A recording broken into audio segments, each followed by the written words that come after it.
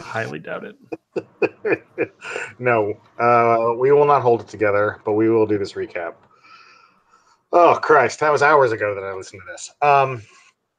Okay, so I only remember my parts because mine were the most important.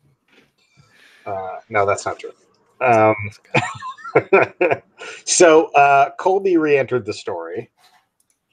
He's been spending the week with Francesca, his sister, just hanging out in her apartment, laying low, and kind of, sort of getting to know each other, but not really. And awaiting the arrival of, oh, what the hell's her name? Starling. And so that awkward situation is going on.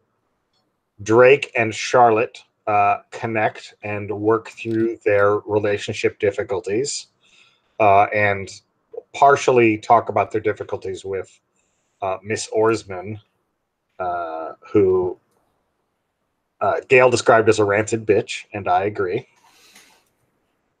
So Miss Orsman is able to get into people's heads and make them see things or affect them in certain ways. So Charlotte sees her as her mother, which is made even worse by the fact that she is now going out with Charlotte's dad. So I advocated that Charlotte move or burn the house down. I mean, I think either one of those is perfectly acceptable because you can never return. But we had so we worked that out and had some fun getting back together times at a hotel. Let's see. Oh God, I'm trying to remember. So Levi.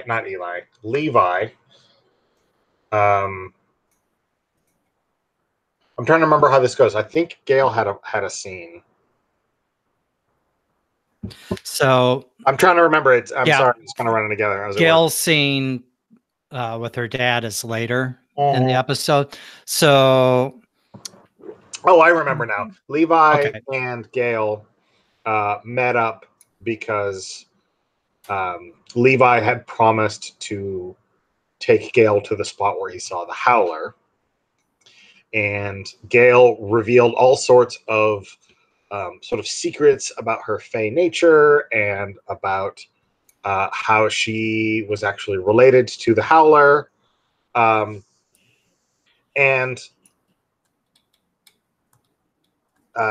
So they hear a howl and they decide, maybe it's not a great idea to hang out here. So they go to Levi's parents' house, where Uncle Mato is, and he makes this this very, very awkward by sniffing Gail like a lot, and getting really uncomfortable. It was terrible. It was gross. But he picked up on her relationship to the other fey creature that they know about, the Howler, and flipped out. Gail got out of there. Levi and Mato kind of had it out in that sort of teen parental figure way where nothing Levi said or did was correct. And but in the process broke the promise of not revealing anything about Gail to Uncle Mato. So Gail goes off and contacts her dad, the Fairy King, because Uncle Howler is ruining her life, and then Gail talks about Miss Orsman and what a horrible powerful, terrifying wench she is, and asks her dad how to kill her. To which he responds that she is some sort of older being, older even than the Fae, and she is trying to reclaim this area, and that she might make a good ally for the fairy kind in Branson. To which I'm sure Gail is really excited. Good ally for my father, not for me. So Starling shows up, getting back to Colby's scene, and she is a little bit more compassionate than Francesca and offers to help Colby get his memories back, despite the fact that this will involve some risk to them. They are both sort of concerned about what Kane, the other sibling, thinks about this situation. And all is sort of like heading along. We discover that Colby's original name was Gerald, which I feel like is very important. But he steps out on the balcony to clear his head before all of this proceeds, and steps out of the signal blocking range of Francesca and gets a bunch of text messages from Olivia, who has spent the week trapped with her parents, beating the hell out of her. So Colby elects not to stay and steals Francesca's car and reappears on the grid, contacts Charlotte, and she tells him where we are, and he is headed in this direction. Did I miss anything? I think that was pretty spot on. I was grinding pepper at some point. This is the very beginning. This is the very beginning of the episode. I wondered where that joke came from. I had no memory of it. I mean, watch the first 5 seconds of the video, and there it is. Yeah, it's the very beginning. Shows you what I did. I have ramen needs, and those ramen needs have pepper needs. Well, now I know.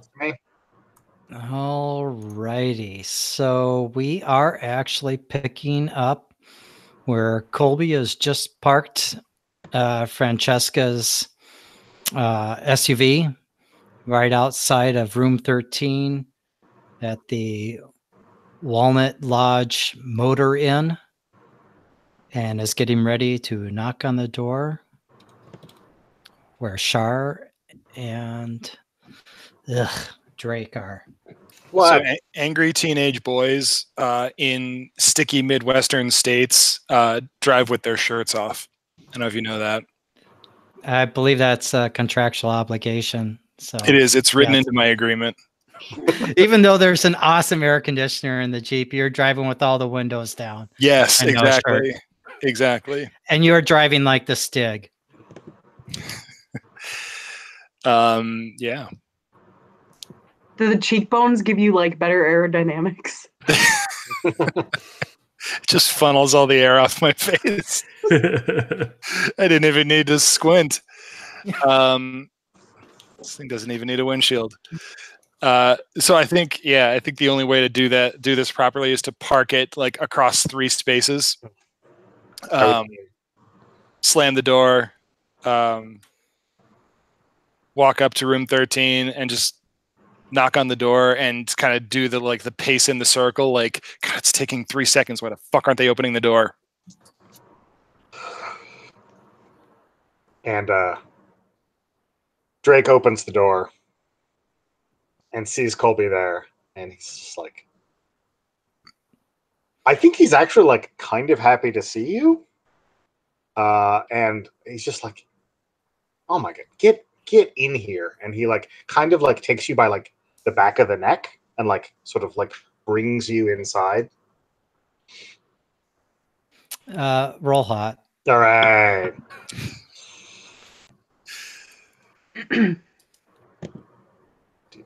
Roll for your party, indeed. All right. Let's see. I am going to tag one of them. Yes. To get a +1. Maybe both if you're lucky. Sorry, I drank too much coffee. That's a 10. All right. So you have what is your total then? 10 total. Oh my goodness. Okay. So you get a string, yet another on Colby. Well, I have to build up my strings because Oh, that's right. whenever You I shed die- them. Yeah, Well, it was a tough day. it was. So, Colby, you may give yourself to Drake and risk pissing off Shar or turning her on. You can promise something that you think Drake would like, or you can get embarrassed and act awkward.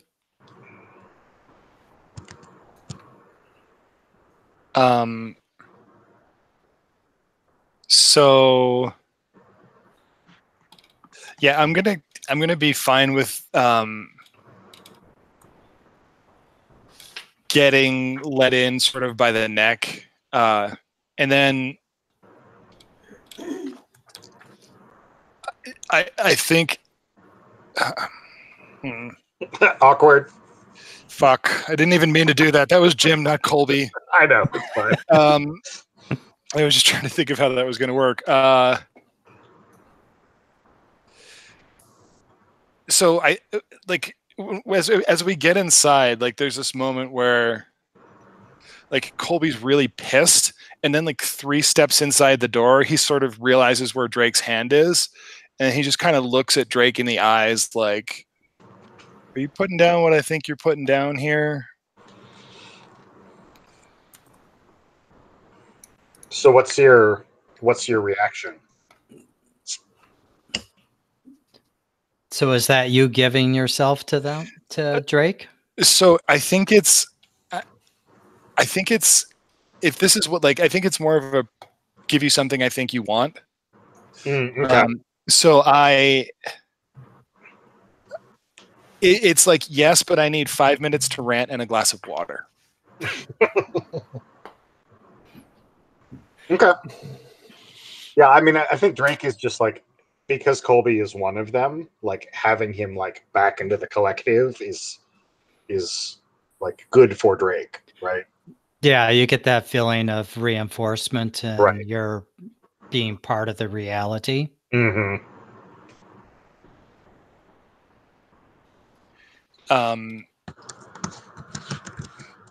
So I think I'm just kind of duck out of the neck hold for a second, Mm-hmm. and then just like walk into the bathroom, take a quick glass of water, and then just like also sort of notice Shar for the first time and be like, "Oh, hey." Does that mean I'm in the shower? I guess it does.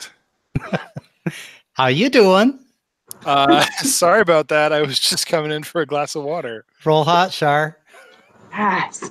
I'm not getting out of here alive. No. Should have put your shirt on before you came in. I probably should have. What is that? Let's see. Hang on. I never remember my hat.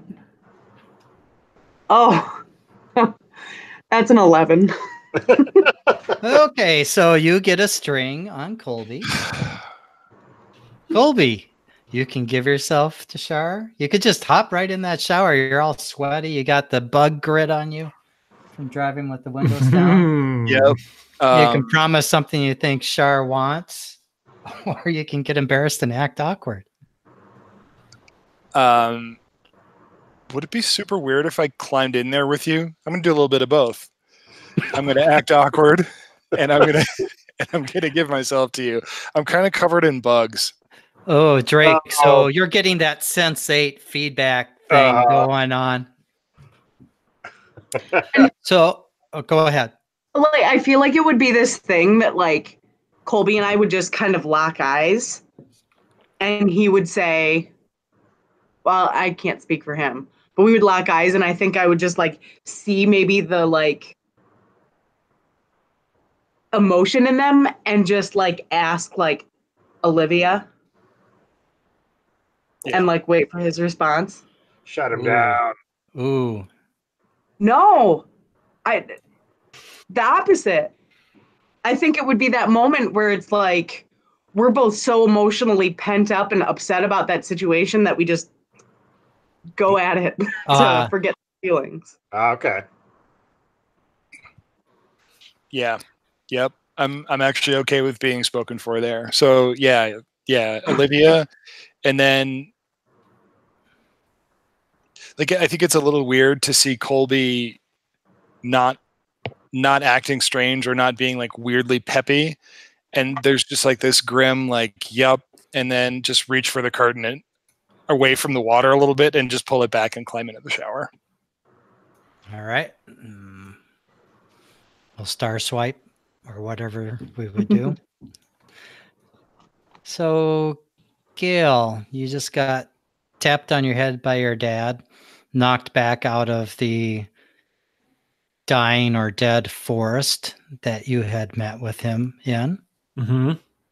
And you're back sprawled on that chaise lounge outside of your chimenea, which is blazing away.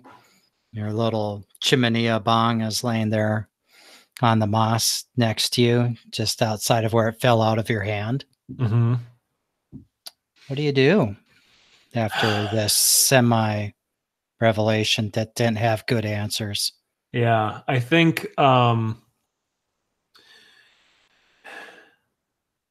she kind of expected this was going to be bad news one way or another because she knew that she was going to have to tell her dad about Levi. And she hadn't planned to do that until he really pissed her off. And so I think when she brought out this bong to talk to her dad, she also brought out like her own little glass piece that doesn't send her to the Fey world. And so she loads that up and roasts it real mean. Listen to me. Anyway, Blaze Trees 420. She gets super high on marijuana, and I think at some point, like chipmunks and squirrels and stuff kind of come up and curl up around her to comfort her, but she doesn't have a phone that she can contact people with, and she doesn't really want to talk to anybody because she's burned a lot of bridges. So I think she's just lonely for now. So I think just as like you are just totally lit now. Mm-hmm. And you hear that snap crackle on the edge of the clearing. Mm-hmm. And in steps Uncle Howler. Ugh. What does he look like in human form? Because he's not in Howler. In human form, he looks like Charlie Day. Charlie Day from It's Always Sunny in Philadelphia. The meme of the guy who is doing like the conspiracy wall, and he's like, oh, you know, yep, I got it. Yeah, I got it. Real greasy, nasty dude. And yeah, I think he like steps over, and she's just like, ugh. It's like, hey, short stuff. What are you doing here? I came by to see how you're doing. You're making friends in all sorts of places, hon. Your dad must be so proud. Hey, pass that over too. Get your own. Oh my God. Mother Nature. Look, I don't know why you're here right now, but like, I don't need you here because you've caused me a lot of personal pain right now, okay? I've been going through a whole lot, and I'm trying to make friends, and it's not easy, and you are just like making it even harder, okay? Like, you attacked this guy I know, and that's not cool, okay? Well, I didn't know he was your friend. Yeah, well, he is, and you attacked him. So just think about that for a second. Okay, I'm done thinking about that. Yeah, and how do you feel about it? I don't know. Kid had it coming. He had it coming. What did he ever do to you, huh? Don't have to have done something to me. His mere presence. He His doesn't even mere belong here. presence. I am sick. This isn't his territory. I am sick of hearing idiots tell me that somebody doesn't belong somewhere, okay? You don't get to decide that. And he just comes up real close, and as much as a small guy like that can loom over you, but you're Yeah. down on that Yeah. chase, and he just kind of presses on your breastbone and pushes you back and goes, "Hey, don't be getting too big for your britches." She so she'd collapsed back on this chaise lounge, and she's got the bong like right next to her, and she just puts her hand on it, and she's like, "Don't be getting too big for yours, shorty." Oh, go ahead and roll cold. See if you can shut him down. Yeah, okay, sounds good. Let's see here. That is 6. 6. Not A good palpable enough. miss. Yeah. Wah, wah. So why don't you give yourself the condition, little lady? Little lady, damn. Does this need to be connected to cold? Because I already have a condition there. No, they aren't linked. They're just wherever Okay, so you I just stick them in write it that somewhere. condition column. Yep. Okay.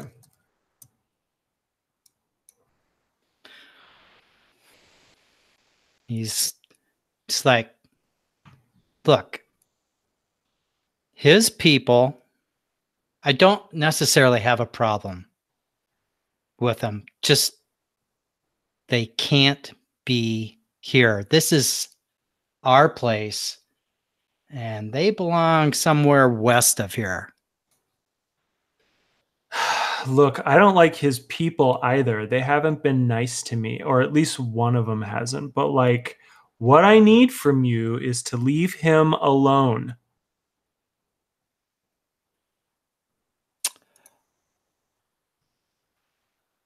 I'll leave him alone if you'll do me a favor. Well, To tell me be the favor named first. later. Oh. All right. So the favor is you keep dibs on his uncle. Okay, look, I have a better idea. Why don't you agree to leave him alone if you keep dibs, and she does these really lazy quote fingers, on his uncle yourself? Do whatever you want to him. I don't care. And he's like, fine, be that way. Yeah, fine. Hope you get to see your friend again. You be that way. And I will see my friend if you uphold your end of the bargain, dummy. What bargain? You can mess with his uncle if you leave him alone. Hello? No. I'm making the deals here. You're either agreeing or not agreeing. Be seeing ya. Take care, little lady. And he just turns around and saunters off. As he like leaves the clearing, she waits until he's well out of earshot, but like before he leaves eye shot, she's like, not if I see you first. And you see him just reach back behind him, flip you the bird from behind. Meanwhile, back at the Walnut Inn Motor Lodge, I think Jim had to step away for a second. Oh, we did. Okay. So What's I was just going to ask Drake, when this started up, would you have just waited out in the other room and enjoyed vicariously? I think I would have stood in the doorway and just kind of like saw the whole thing, the kind of the whole thing go down, but also like enjoying it in a certain like perverse reflective way. Yep. I think you feel more alive and real Mm-hmm. than you have in like Oh ever man. since Colin shoved you down in that hallway. Oh yeah. Yeah. This is definitely like return to form for Drake. Oh, and everyone remember, well, I guess we'll have to remind Colby when he gets back. So, well, so Oh, sex let's moves. see. Yep, sex moves. So next time you stop paying attention to Colby, Shar, he's going to go darkest self. Cool. Maybe he can go through the hotel walls here. And then you and he get to do the thing where you decide if the sex was confusing or soothing.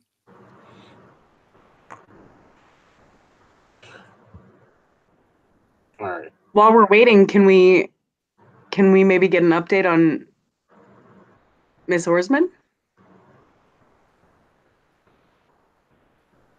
I don't know if I'm allowed to ask that.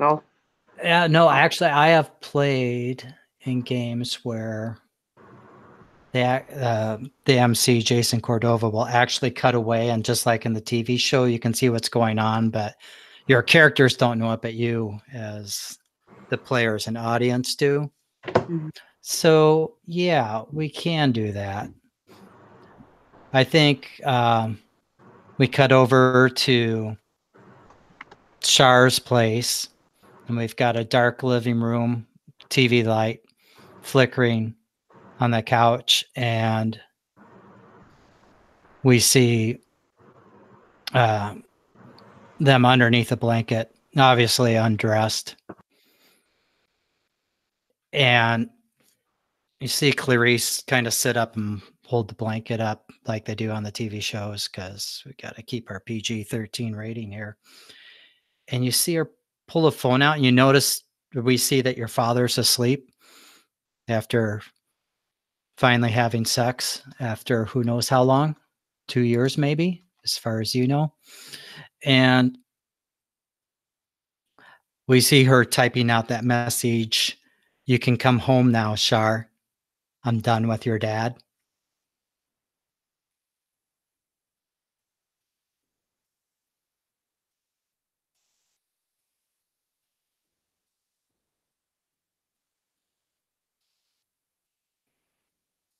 Burn that couch.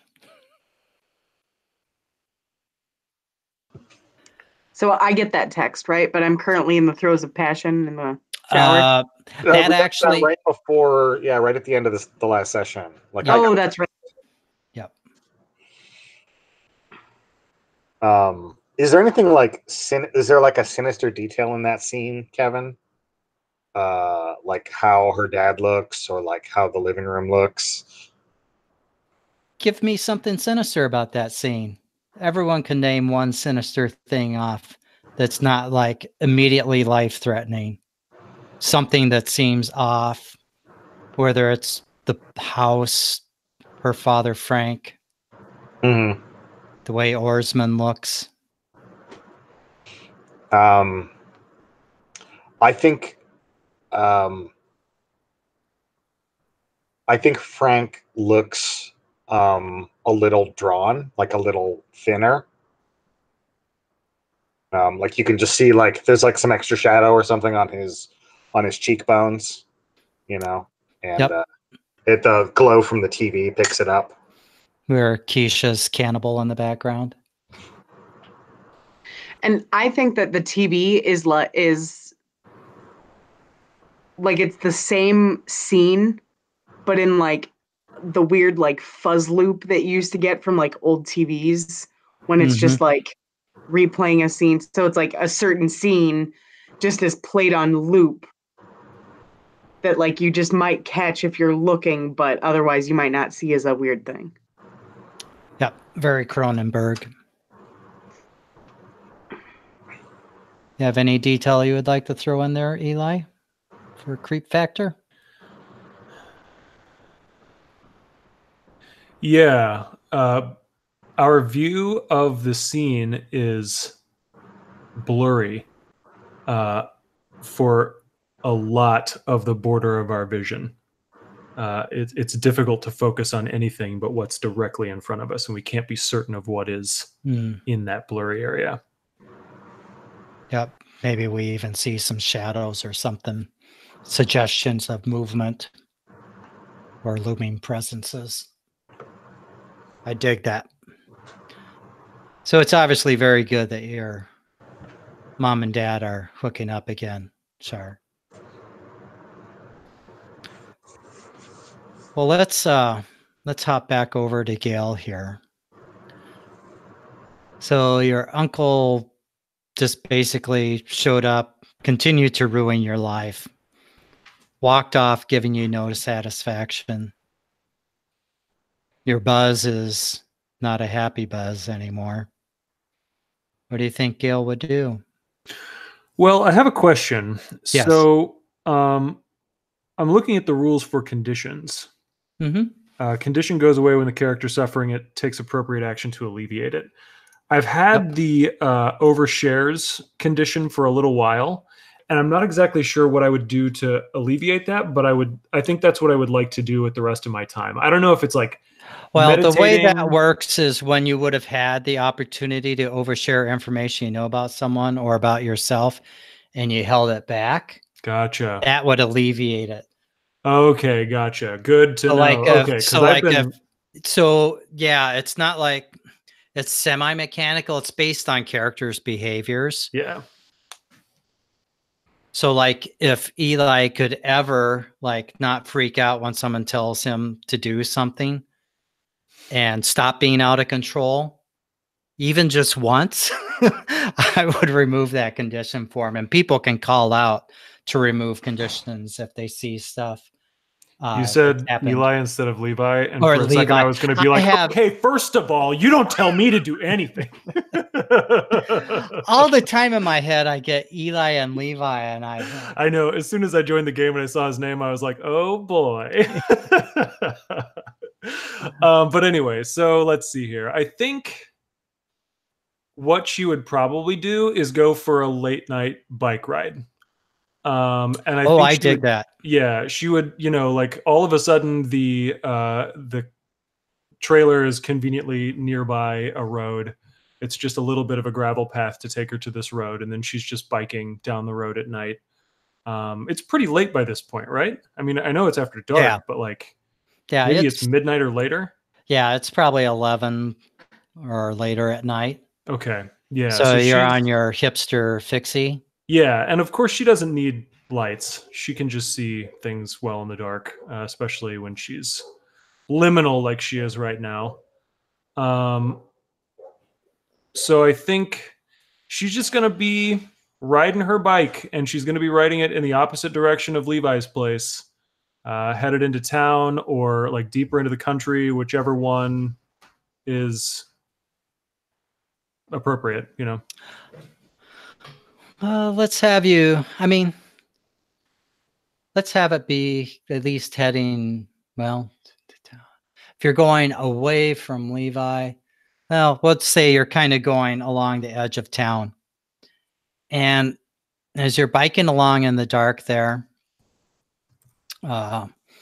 warm, kind of muggy September night, and you hear the car coming up behind you and the high beams come on.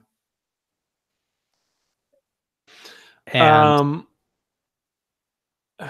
yeah, I would flash. Kind of, get off onto the curb. And the car pulls up, and it's a late model Mercedes, and smoked windows in the window goes down. And looking out at you is Miss Oarsman. Kind of late to be out, Gail. Does your dad know where you are? Yes, of course he knows where I am. Have a chance to talk to him about that paperwork yet? Yeah, I did. And He told me he'd sign it. perfect. I mean, we wouldn't want to have you at school too much, would we? No. That'd just be uncomfortable for everyone. Then I'd have to spend a lot of time around you. So, how's your friend Levi doing? I don't know. Wouldn't you know? You seem to know everything. I do know a lot, hon. So, what are you doing out this late at night? I wanted to go for a bike ride. At 11:30 at night? That's dangerous. You don't even have lights on your bike. It's not a problem. No, I think it's very dangerous. Why don't you? And she pops the trunk. Why don't you just put that bike in the trunk and I'll run you home? How about I know where you live. How about I just take myself home, okay? Well, maybe I should follow you so we can make sure I'll put on my hazard so no one hits you from behind. Gail reaches back for a bag that she didn't actually bring with her.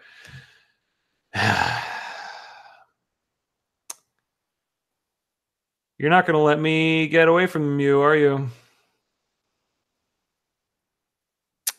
I can't understand why you would want to get away from me, honestly.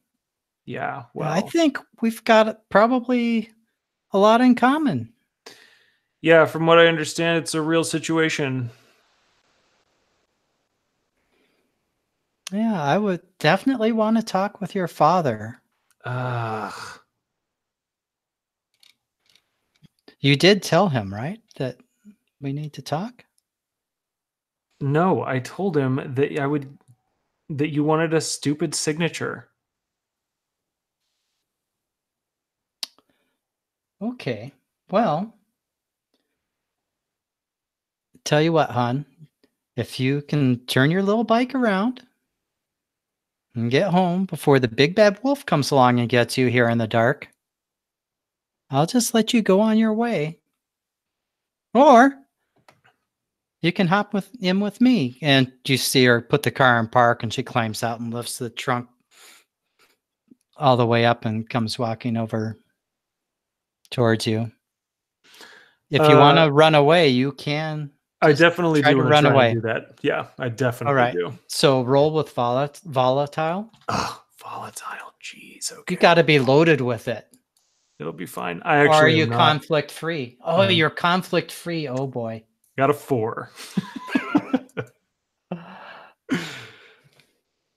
So yeah, she basically like takes off biking and hopes to be able to like create a path through the forest that'll take her right to her house and throw Miss Oarsman off. But alas. Yep.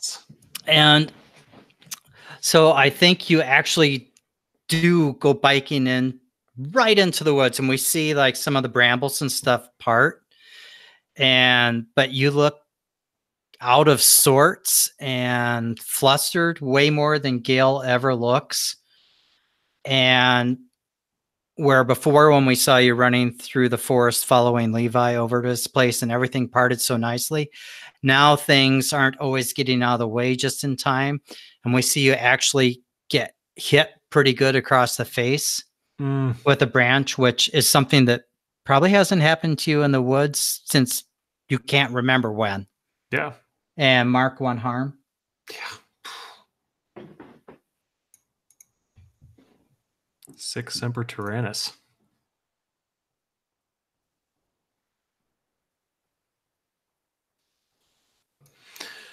So, yeah, is she still following me at this point, or is that over? You see as you're going through the woods. In fact, maybe when you get slapped in the face is when you turned around to look back and see if like she was coming on foot or something. And you can still see the car's taillights and headlights lighting up the piece of road that you're moving away perpendicularly from. And you don't see any movement behind you. And then that's when you turn around and just tunk right in the head and maybe even get knocked off your bike and then get back up and just keep going. Okay. And as far as you can tell, she's not following you. Okay. If you're lucky, she'll be waiting for you back at the trailer. Lucky. Yeah, so I think the car is still there, the lights are still on, but I can't see her anywhere. Yeah, there's too much brush Yeah. to make it out. I think I'm not going to ride my bike through the forest at this point. I think I'm going to just walk my bike the rest of the way home. Gail is feeling really just powerless right now. And I think she just wants to like go to sleep and put this day behind her. Yep, I think that's perfect. And in fact, depending on what Jim wants to do when he gets back, I think we're going to hop ahead to the next day, probably. Sure. I'm looking, though, to see if there's like any move that I really want to do in the meantime. I was thinking maybe gazing into the abyss, but I don't know what I would do there. And like pulling a string is sort of something you do in the presence of someone, right? It's like how you interact with them. Yep. Typically, it's like you'll be interacting with someone and they might seem like they're balking on what you want them to do. And you can say, well, I'd like to spend that string. They get an XP if you let them, if they let you spend the string, and then they do what you ask them to do. Or you can also redeem it to give someone a condition, which you can keep invoking until they clear it, or add one on your roll in an interaction with or against them. Gotcha. I just realized, I don't know if you're down to retcon, but my fairy contract thing, add these options to pulling strings, and one of them is gaining 2 on a roll for vengeance. Ah, yes. I got a 6 on my roll to have the Howler go after Levi's uncle. Could I retroactively add 2 to that to get a better result? So that put it at an 8 for a mixed. Yeah. Sure. I would still get a condition, I think, but oh well, wait, no, that was but shutting someone down. Yeah, so it's not really the same situation. Yeah, Never mind. No, it isn't. Okay. Yeah. Yeah, then I think what I want to do actually is get back to the apartment and or the trailer. And Gail is just feeling super, like I said, like alone and rejected. And so she's going to summon one of her bird friends to send off a tweet to the Howler and have him come back. And this is going to be my attempt to lash out physically at Levi by telling him to go beat up Levi's uncle. Okay. So about an hour after you sent your little birdie off, you hear crunching and crackling, and your uncle walks back into the clearing. And he's like, so, changed your mind? Look, I just want to make sure you know what's happening here, okay? You don't like Levi and his family here in the woods. Right. I'm telling you, I want you to go encourage Levi's uncle to leave any way you want to. And you're telling me you don't want to do that. Well, I might do that anyways, but you don't get to tell me what to do. Why not? Kiddo, that's not the way this works. You don't have like rank you can pull on me. Excuse me. I am the Fey Princess. Whatever. When did your little socialist ass become royalty? I can't help the way I was born, dear uncle.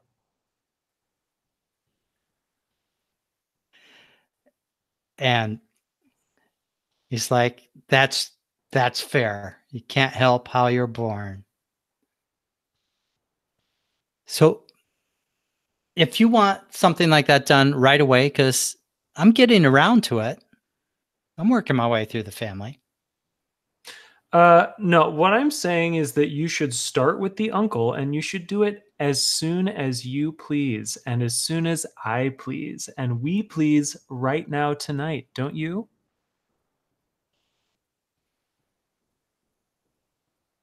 And he looks off in the distance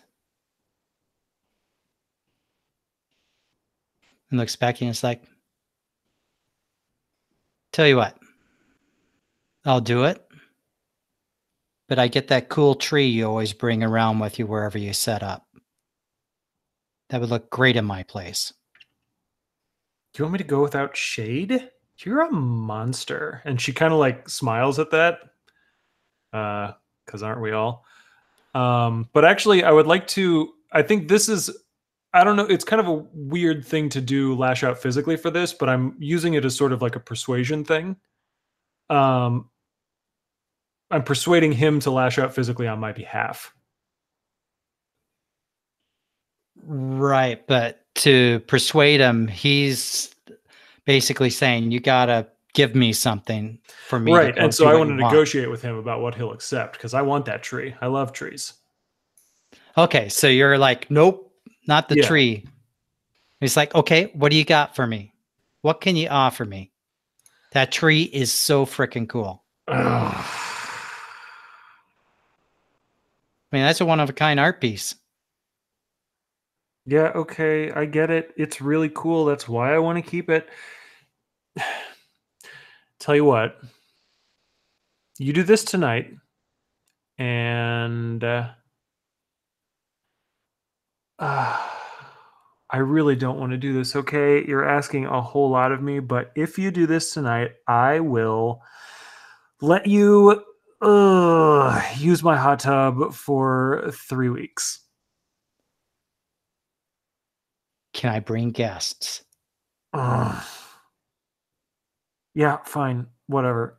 Just He holds out his hand. Done.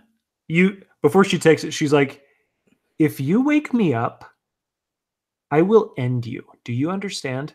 Earplugs on, and he just changes into the howler and gives a huge scream and howl and just goes charging off. As he charges off, she kind of like the last time he flipped her off as he was leaving. And so this time she flips him off in return, but her finger kind of morphs into a stick and it's got like leaves coming off of it for a second. And then yeah, that's that. Okay, that was cool. Oh, I get to kill Uncle Mato. Well, I suppose. And this will technically be one of your kills for everyone who's keeping track of how many.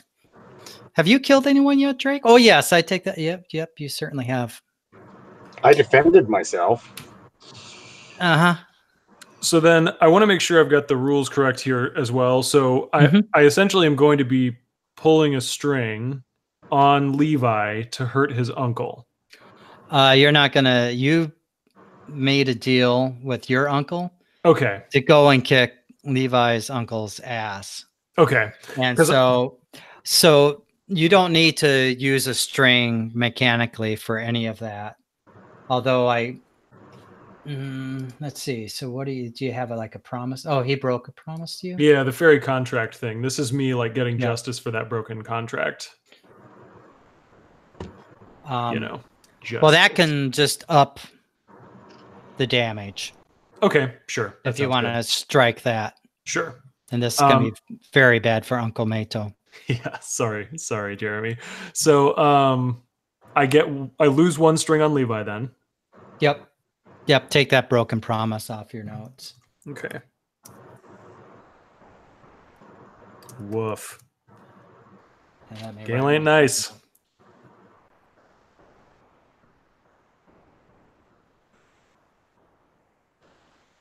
I don't think it counts as a kill unless you do it with your own hands. Yeah, you would say that. The man who has His hands on so many strings. Not as many as I used to. Privilege right there. Queen privilege. Queen privilege. The queen and the princess. All right, well.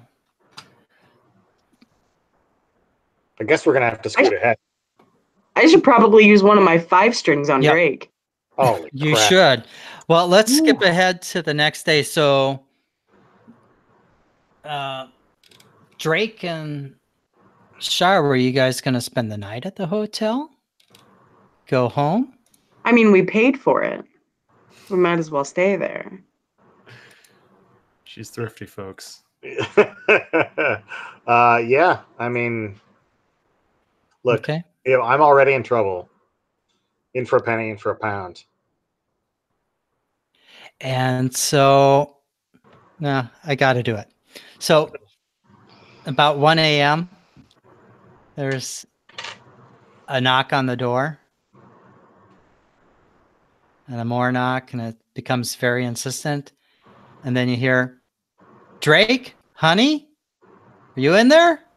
Oh no, I'm dead. Drake, Ugh. clerk said you're in here. Knock, knock, knock, knock, knock. Are you in trouble? I'm like out of the bed so fast, but like I had to like pull the sheet around me in that way that they, you see on TV. I'm just holding it at my hip, and I like step out of the room outside. Oh, you step out onto the sidewalk and close the door behind you. Yeah. And there's your mom and dad. Uh-huh. And they're like, and they see you with just the sheet. Right. And they're like, oh. Why are you here, son? Did you at least use a condom?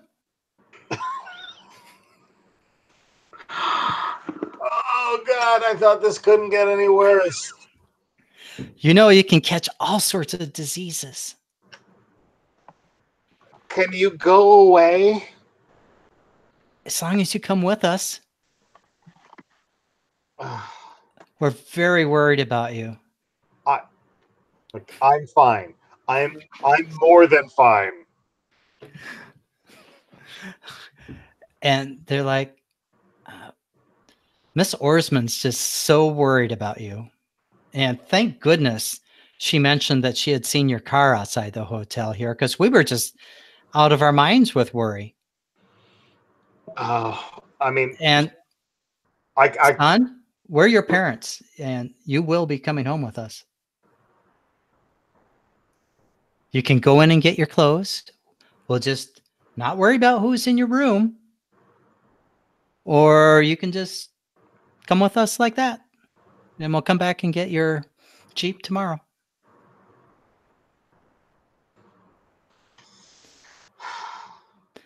And you see your dad kind of drawing himself up and kind of looks like he's steeling himself to, like, for the first time ever, maybe be physical with you. Looks super uncomfortable. Yeah. And your dad's no wimp, though, because he does set production. Right. And I'm like, these past 2 weeks have been absolutely miserable, and you have been on me all of the time with your tabbouleh and your chakras, and like, you gotta let me do my own thing. You are always in my business. So you can roll to shut someone down. Yeah, all right. Drake's. All right. So hold on. Here, if I see my stats. Are you loaded with cold? No, I have +1.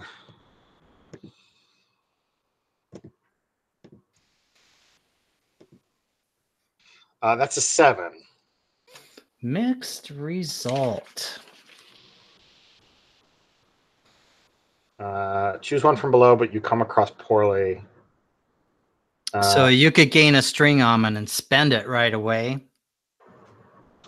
Oh, sure. to basically have them give you some breathing room. I don't know that they'll let you just spend the night, but they might like say, "Hey, we'll give you an hour to wrap things up," or whatever.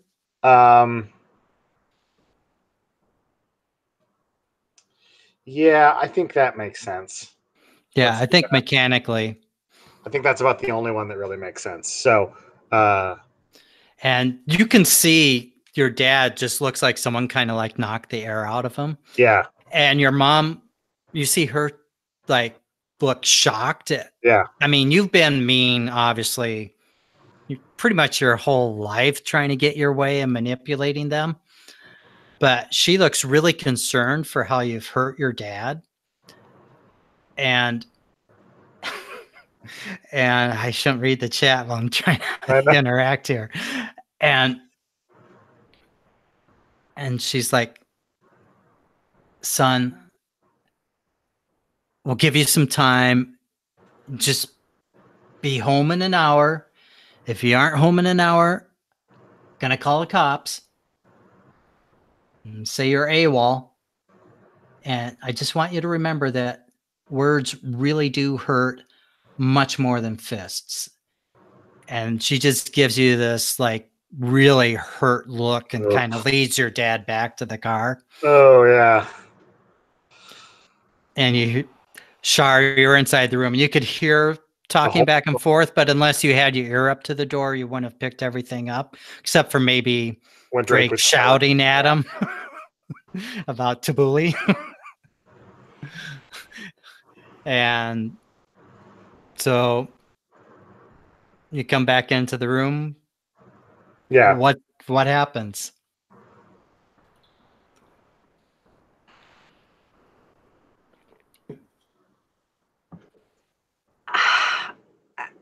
I'm sorry. No, it's look. I know I've got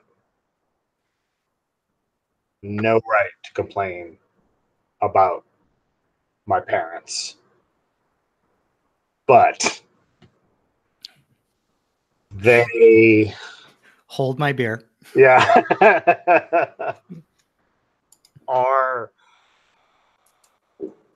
the nicest nuisances, the the the most intrusive. I'm sorry. No, I'm sorry. This was super awkward. Hey, fucked up parents, I get it. Yeah.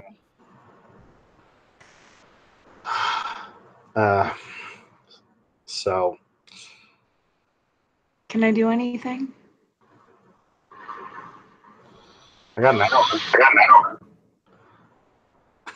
I think I can find something to do in an hour.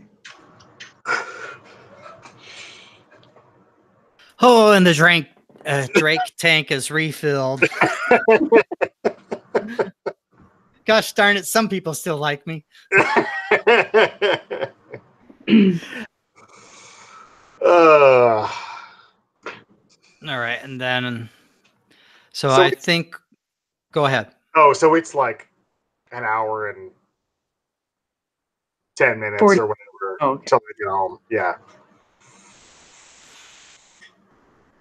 Yep. And you come in and your parents just look at you and then they walk past you and lock the front door and they just both go off to the bedroom. Don't even say anything to you. Mm-hmm. Shar, are you going to stay there with Colby? I mean, the room was paid for. I don't have anywhere else to go. I can't go home. No, you can't. You can't. Because Crazy Horseman's there. So unless I follow Drake home and she's done with your dad. Sneak into his window. Definitely a possibility.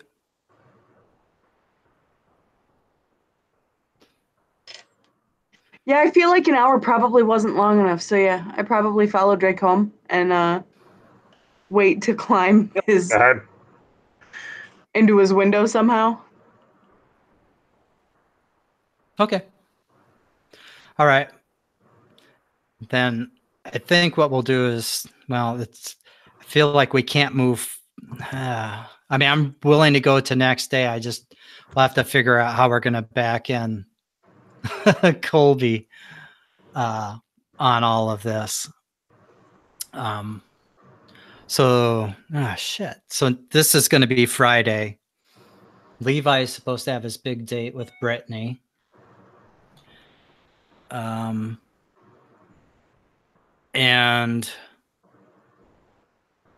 Uncle Howler's supposed to be killing Mato, which I would like to do in front of Levi in person. Sure. Do you mind if we take a 5-minute? Maybe that'll help That's cool. collect your thoughts. Yep. Okay. All right. Be right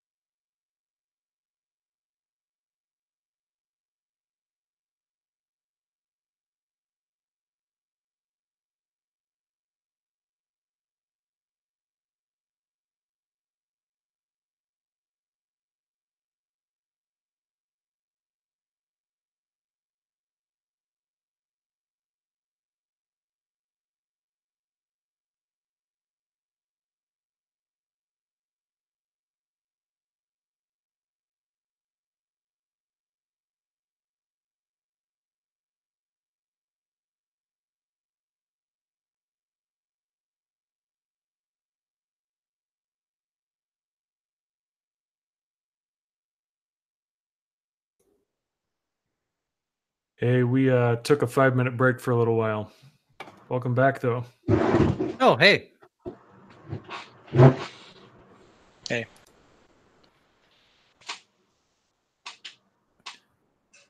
So we can catch you up on what happened while you were away, Jim. So let's see. Around, what was it, 1 a.m.? Drake's parents showed up at the hotel and knocked at the door saying they knew he was in there. And he stepped outside and talked with them and basically flipped out on them, shut them down, bought some time.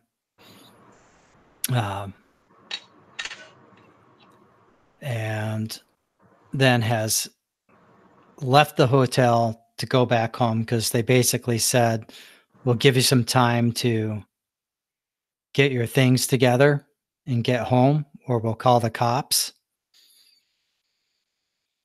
And Shar was going to follow Levi home, which means Drake, or she was going to follow Drake home, which means that Drake is gone. Shar went running after Drake. So you've been left alone at the hotel. And then Gail sent a tweet via a little birdie to her uncle Howler, and he dropped back by to visit.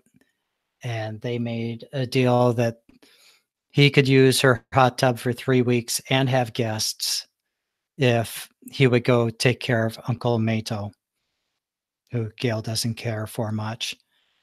Oh, and Gail also bumped into Miss Oarsman when she was out for an evening bike ride and got creeped out as well.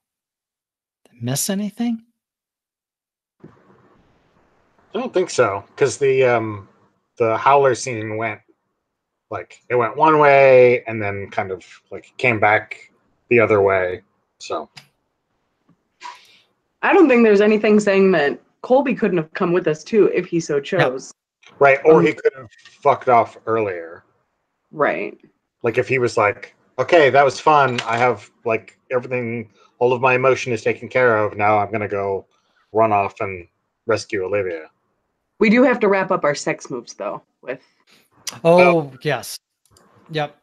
So Colby and Shar, you need to type into chat, but don't hit enter yet, whether the sex was soothing or confusing. And then when we say hit enter, you guys can do that. And if you have the same answer, you're going to get an XP for Colby, Jim. Mm-hmm. And then next time Shar doesn't pay attention to you and pays more attention to Drake, you're going to go darkest self. Oh, man. All right, you guys ready? Mm-hmm. Yep. Okay, go ahead and hit enter. Oh, yeah, XP. I figured that's what it was going to be.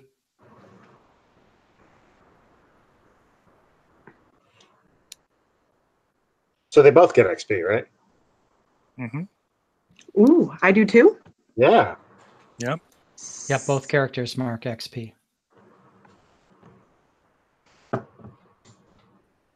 Baller. Gonna have to add more rows so you can add more moves. Holy cow. That I added more moves the other day.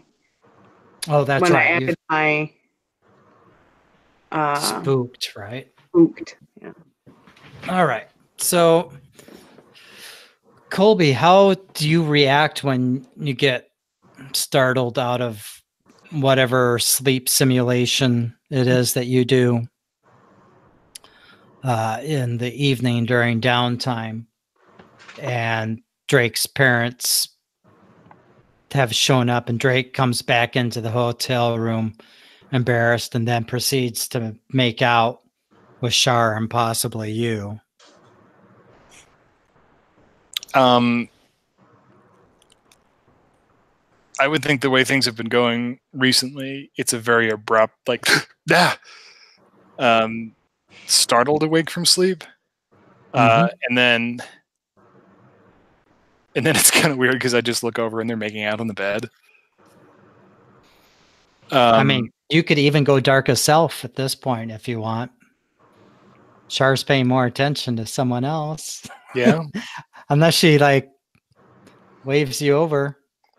Well, is it one of those things that like, because we had kind of talked on this before, that like when he is like not actively engaged, that he's so still that like it's kind of easy to forget that he's there. Oh yeah. Yep, that actually happened, didn't it, last time in your bedroom at your place, Drake? Just part of the furniture. Yep. You can't even hear the sound of the CPU fan.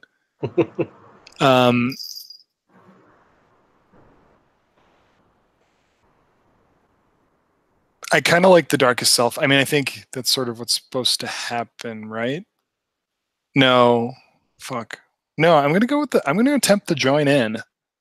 All of a sudden, the furniture is trying to join you, like trying to crawl into bed. Which I imagine is probably startling as hell, right? Because if you're engrossed in another activity and then the silent automaton is all of a sudden trying to climb into bed with you, I would think that's a little bit weird.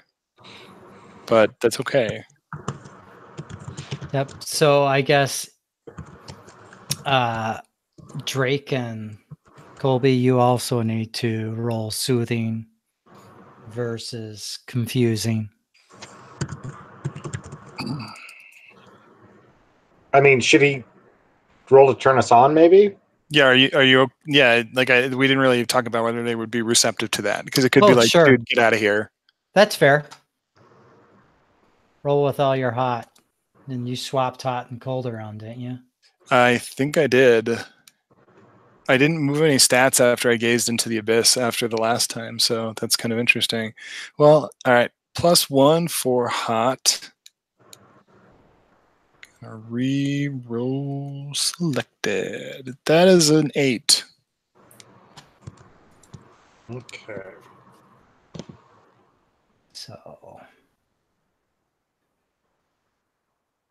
So a string or a reaction.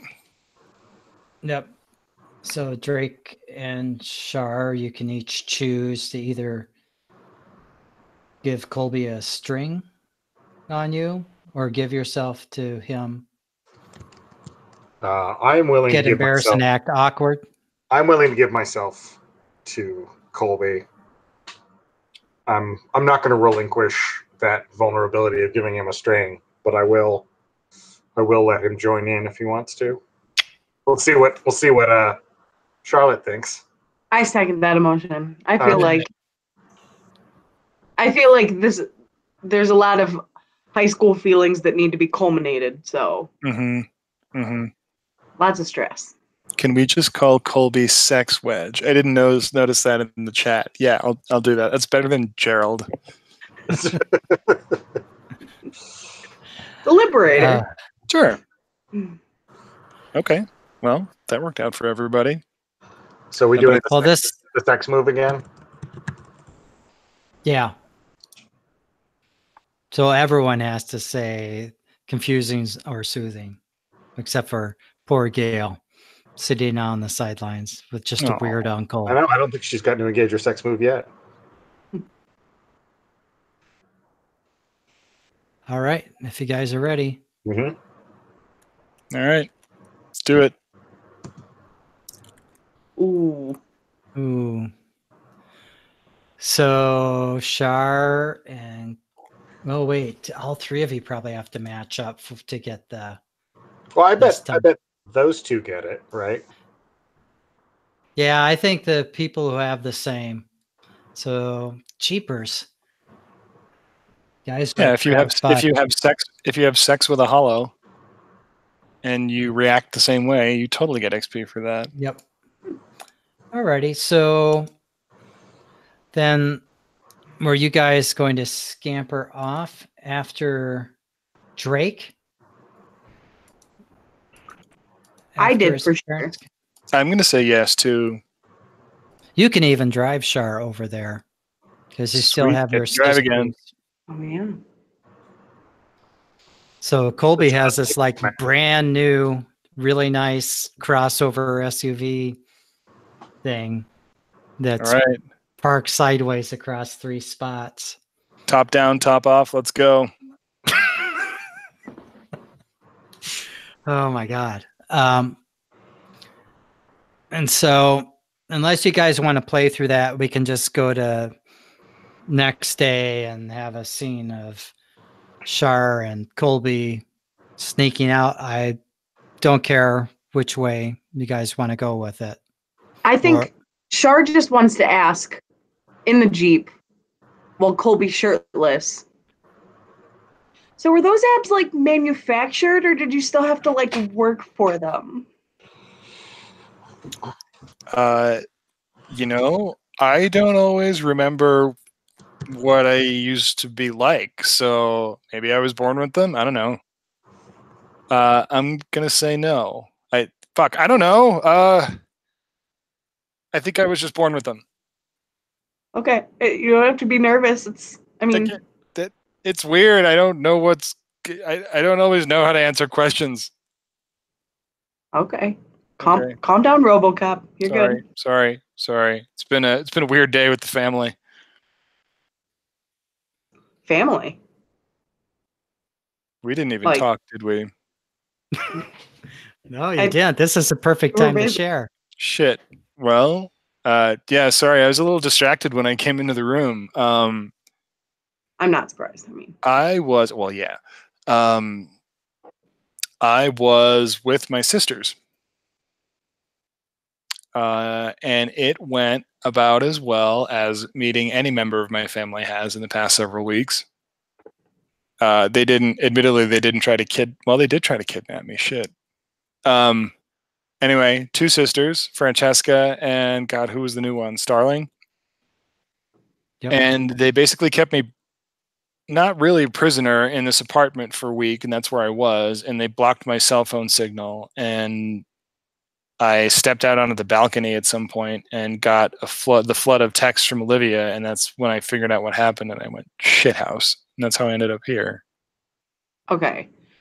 I know that you don't know this reference, but there's a movie in the 80s called Mannequin where basically a mannequin came to life.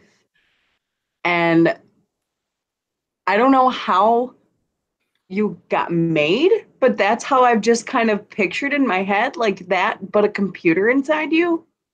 So, like, all right, my question is, are your sisters like smoking hot too? Um, That's not my real question. I was My just real question is, how the fuck do you have sisters if you're made? God, I was gonna say, do I have to pull this car over? Anyway, how do I have sisters if I was made? I mean, I guess it would be the same as if we were all adopted by the same really fucked up parents. That we might not be birth siblings, but I don't know. To answer your question, yeah, they're pretty hot. But I mean, we're not really related. We just have the same. I mean, we have the same parents. It counts for something, I guess. But how does that work that you have the same parents if you weren't birthed? I Like, mean, did they make you? Did they make you? Did you like? the people we call our parents made all of us. And the ones that I have met are the sisters that I met, and then we have an older brother, Kane, who I have not. I have met, but I don't remember. Okay. So you were made somehow. Mhm. I'm assuming in a mannequin factory with computers, with Jefferson Starship singing "Nothing's Gonna Stop Us Now." I would think so. Yeah, and Um, by or two other occasionally Radiohead playing "Fitter Happier." I just don't, why? Why were you made? I mean, like, I'm not upset you were made, clearly, but why were you made? Don't you wonder that?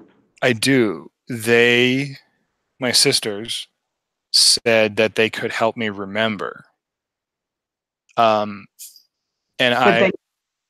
But then, when I was outside thinking, I said I needed a minute to think about it.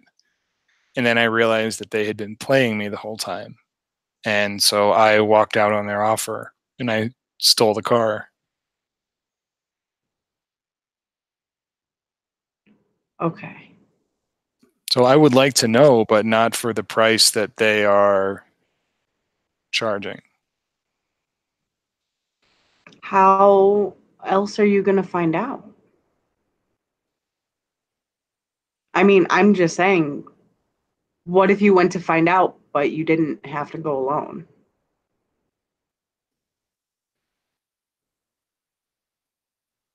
I don't know if you know what I've done, but I've done some pretty fucked up things, Colby. And I And was I in the know hospital. Drake's got your back too. If Levi ever comes along, I'm just saying that maybe it wouldn't be a bad idea for you to find out. So I know that you're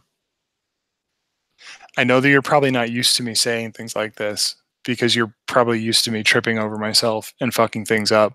But one thing I can tell you with absolute certainty is that if you put a gun to my head right now, I would tell you that I would rather die not knowing than do what it takes to know.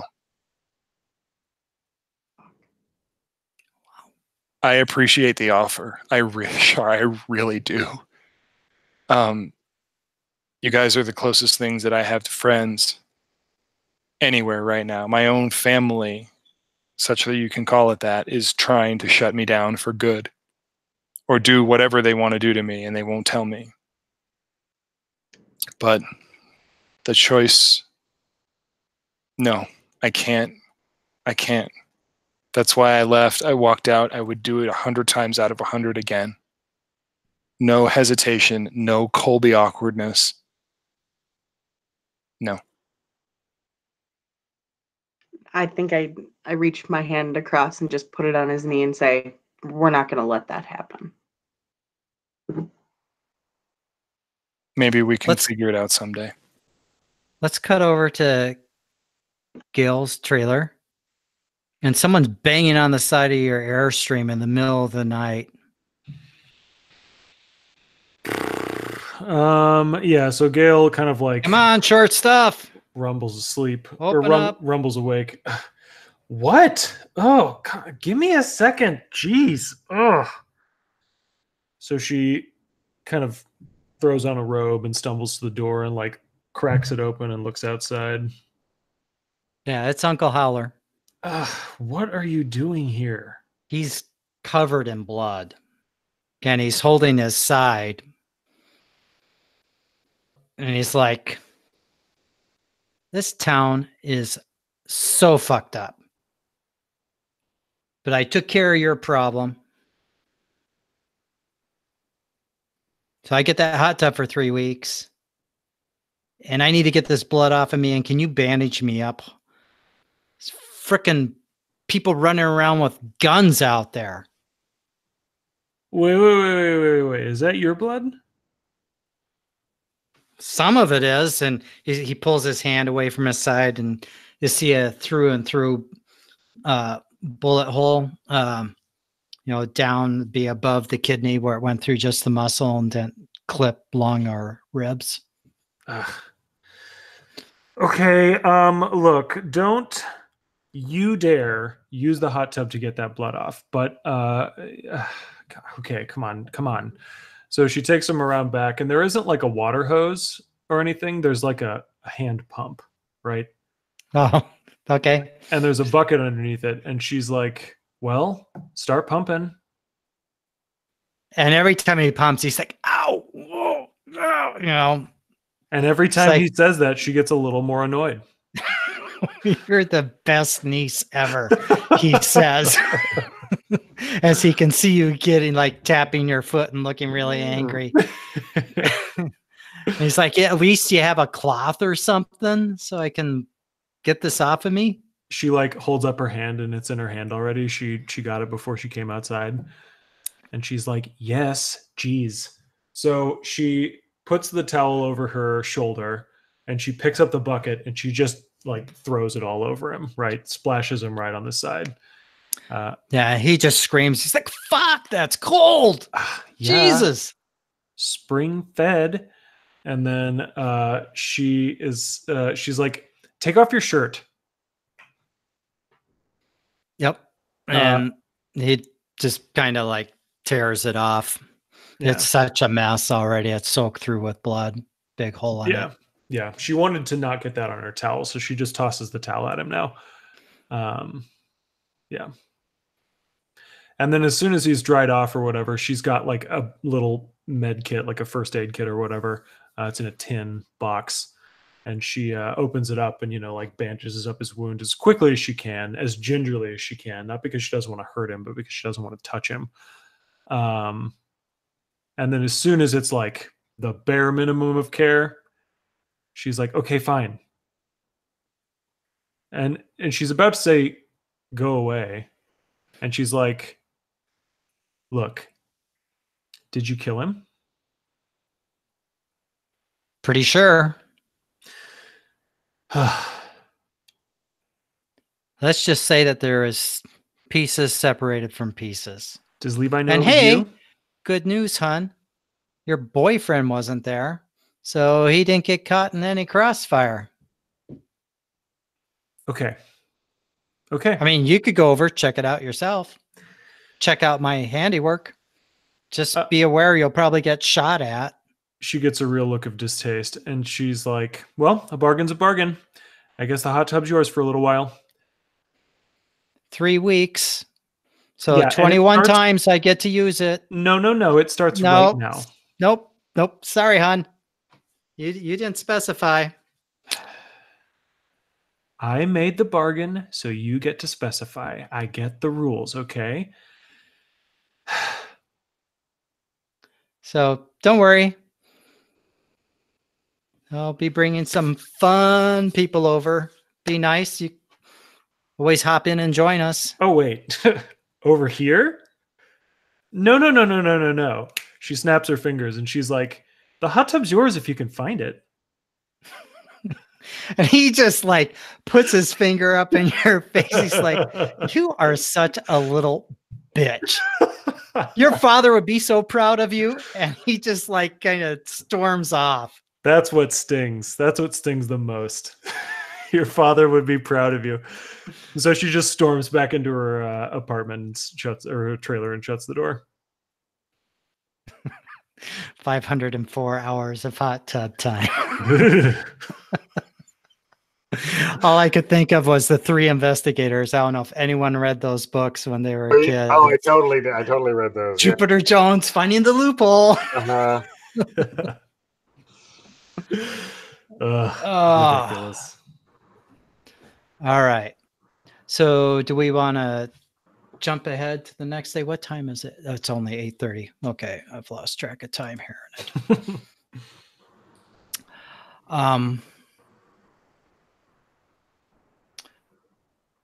So we'll skip ahead to next morning, and I presume that Colby and Shar sneak out before Drake's parents come knocking on the door for him to come out and have goat yogurt and granola or whatever for breakfast. And Freudy flakes.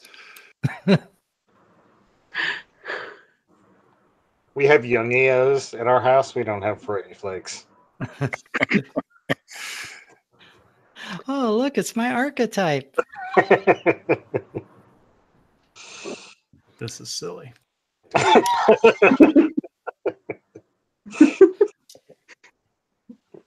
So at the table, your parents, like, basically they just put the food out. They don't talk to at all. They're just giving you like the deep freeze treatment, Drake. Sure. I'm just like soaking it in. It is like going on vacation for Drake. And it's like, all right, Mom, love you. Dad, see you later. I'm going to school. And off I go and just peel out of the driveway. Perfect. Shar, you come sneaking home before your dad's up.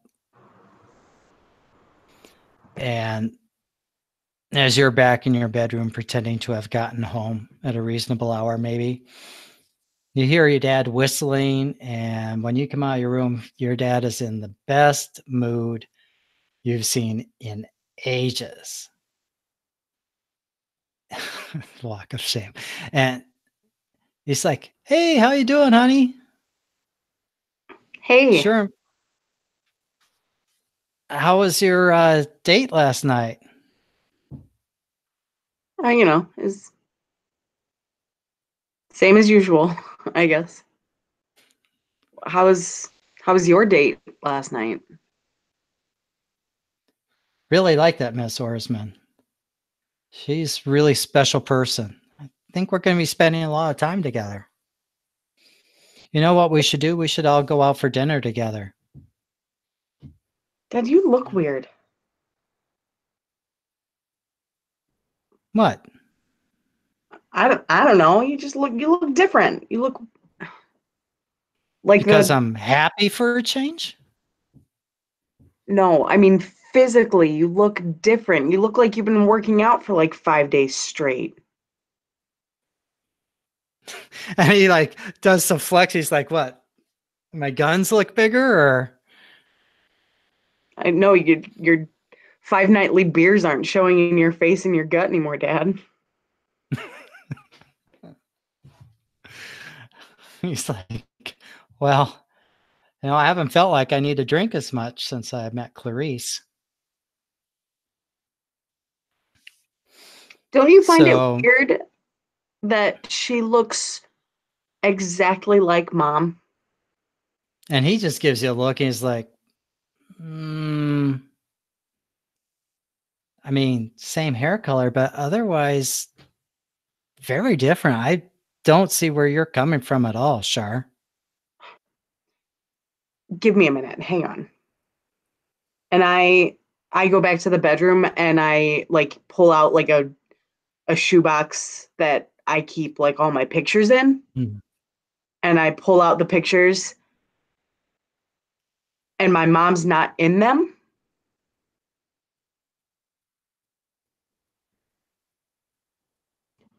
And I start looking through and it's like pictures where it's obvious that there should be another person in the picture with me.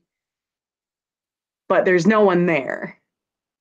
To the point that I like dump the entire shoebox out and start like looking around like frantic that like here's a picture of me when I'm 3 on a carousel and my mom has always been in this picture right behind me, but my mom is not in this picture.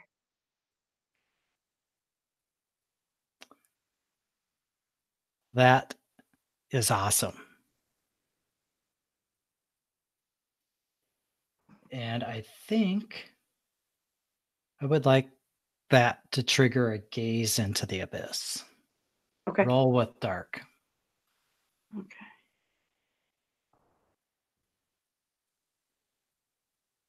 Uh, 7 plus 1, 8. All right. So on a 7 to 8, the abyss shows you confusing and alarming visions, but you get your answer nonetheless. So you're going through these photos and your mom's missing from all of them. And I think as you're going through, sometimes Miss Orsman flickers into them and goes out and she looks like your mom, not like your mom. And you can actually see that maybe you see her the way your dad does, but she's in the place of your mom. And it's only like as you're throwing the photos to the side and you just catch out of the corner of your eye that it does that, not when you're looking at them dead on, or maybe just when you blink. And stop it. And you know that somehow Miss Oarsman is pulling the essence of your mother out of your father, almost like a psychic vampire, maybe, and draining him. And also stealing your memories away somehow in the process as well.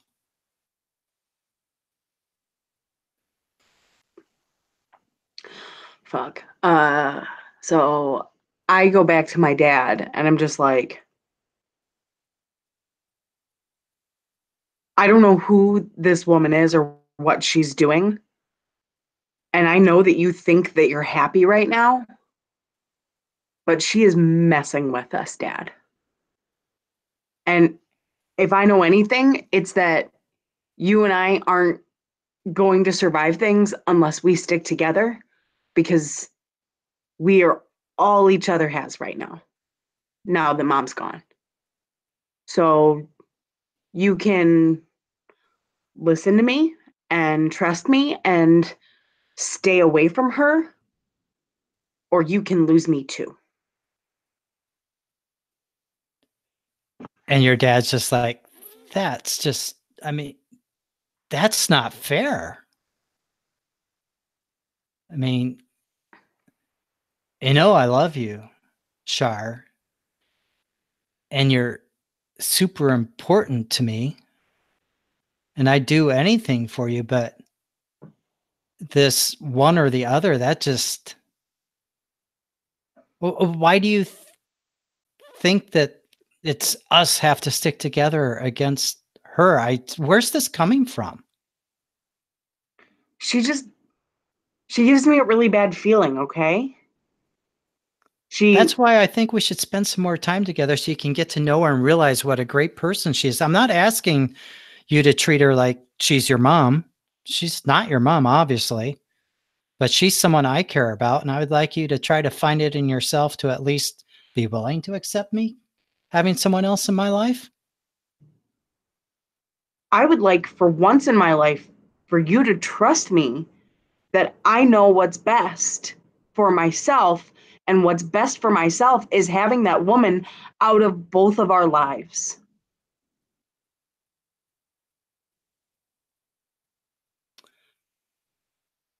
Sorry you feel that way, hon. Well, got to go to work. He grabs his lunchbox and just goes out the door. Leaves you hanging.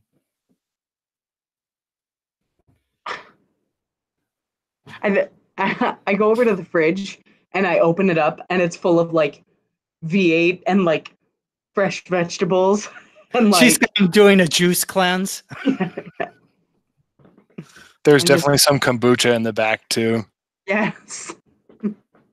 Oh shit, my dad's a hipster now. That's from my dad. He brews it himself. No wonder Miss Oarsman and he get along so well. So, Colby, you had a night of reconnecting in a very deep way with your friends. You have maybe a little bit of emotional stability back in your life. Mhm. Shar's extended an offer that your friends will be at your side however you decide to deal with your family. What are you doing? Are you going to go back to school? Like, I think Drake peeled out. I assume Drake was peeling out to go to school. Oh, I think that at some point in there, I would like to let the abyss tell me. I think I would sort of like to I mean, I have a big decision to make, right? Do I want to try to pursue the memories that could unlock a lot of things for me? And I do sort of want to follow Drake, but I would like to let the Abyss tell me exactly what form that should take. If I can work that in there somewhere. Sure, we can give that a shot.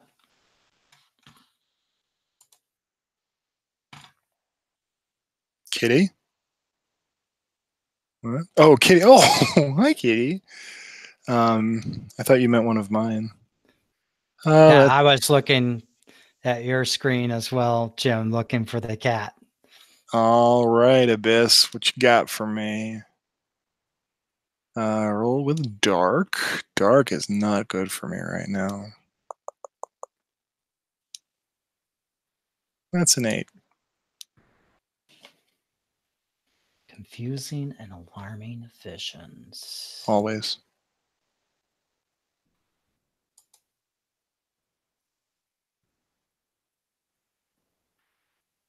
And so what you're trying to figure out is whether you should pursue your family or pursue Drake in this moment? Or... So I think you said that I was aware that Drake was like peeling off to school after that weirdo breakfast, right?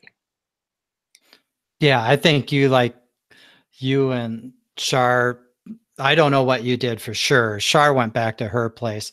You could even have been in his bedroom because you could just pass his furniture, right? Right. I was sort of thinking that, like, I don't know if this is exactly temporally sequential, but if I could have worked a gaze into the abyss in at some point, I'm going to follow Drake. I'm going to go to school because I'm going to try to just do normal things. But if the abyss can yield me any advice, like can gazing into the data sphere yield me any advice about what I might do aside like some paths you could take? Yeah. Like what form is it going to kind of take?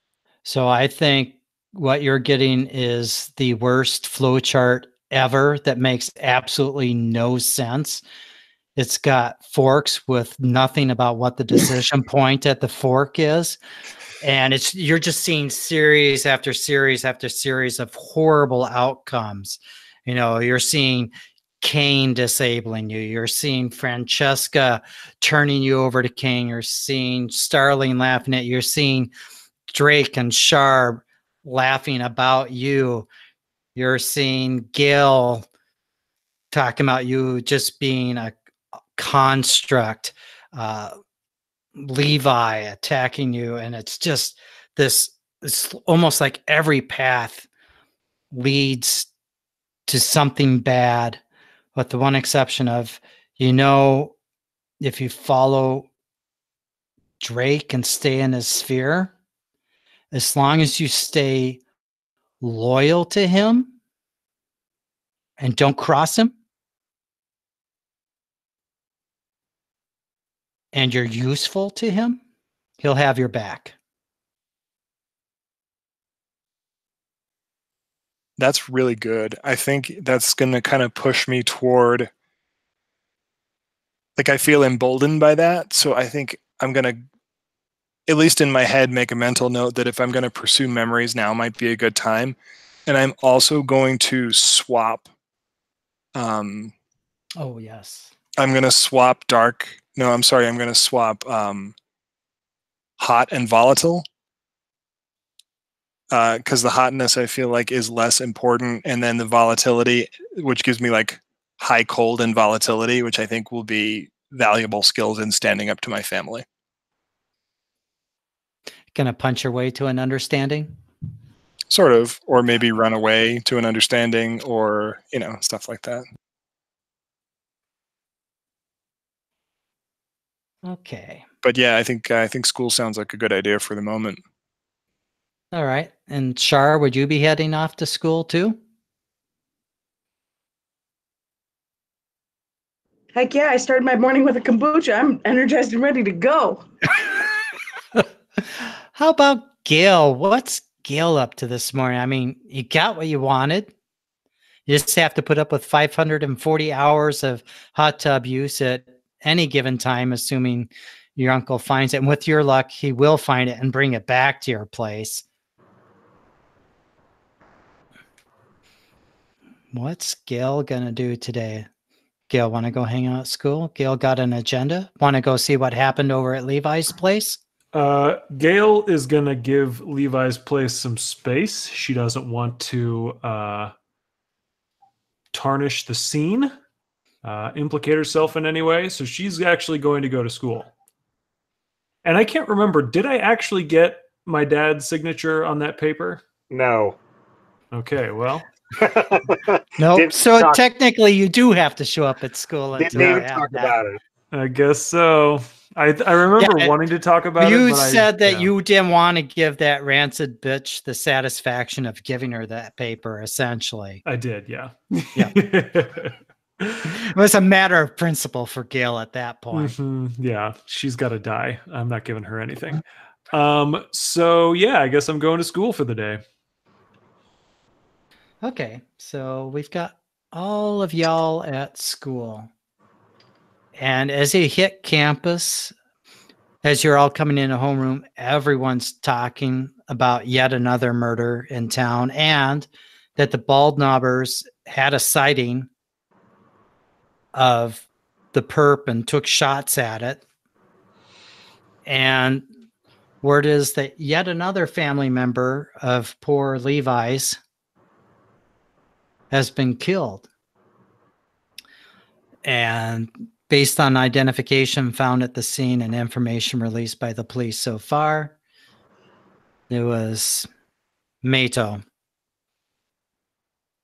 who died. So you know for sure that your uncle was not feeding you a line Okay. last night. How's that feel, Gail? Like a complex future. I don't think Gail has any remorse. Yeah. Humans. Yeah. Fleeting. Mm-hmm. What about the rest of y'all? You hear about Levi's already lost his stepfather. His mom's in the hospital, recovering from a horrible attack. What do the rest of y'all feel about this? I think I'm spreading rumors that Levi is some kind of psycho. Just like everyone around him is like suffering some kind of like horrible attack. And like the only thing that makes sense is that he's doing it. Okay, we're back to Drake being the best.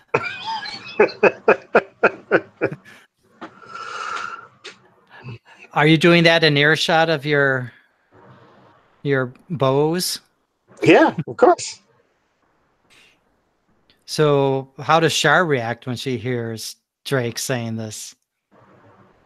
I think that I would like smack him in the arm, probably, and be like, stop it. You know that that's not true. We haven't even heard from him. Look, he could be a monster for all we know. Oh, he could be a monster? Yeah. You know, maybe those fire and brimstone people are right, and devils are climbing up into people. Maybe you're a monster, Drake. And right then, Balthasar and Bathsheba turn around, and in unison, they go, "You are a monster, Drake." Oh, shit.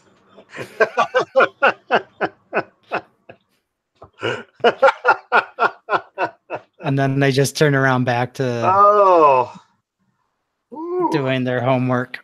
I'm like fanning myself. I'm like, woo. It's,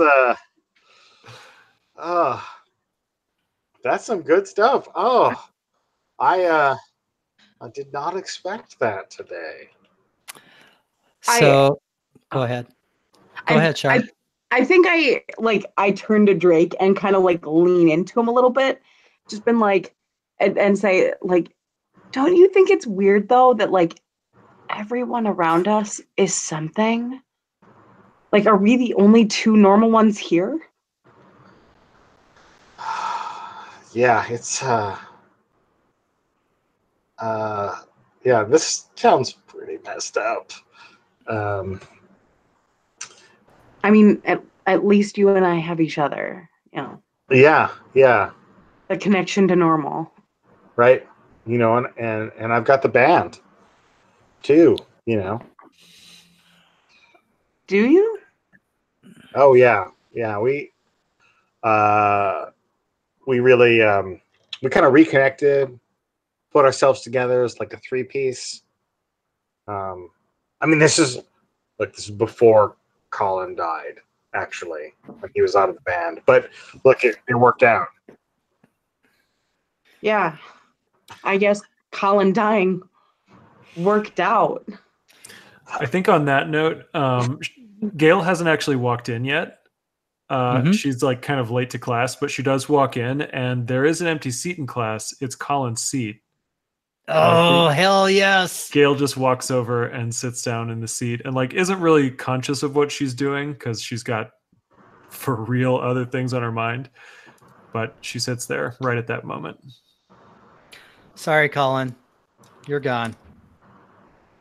So long, pal. Unless he comes back as a ghost.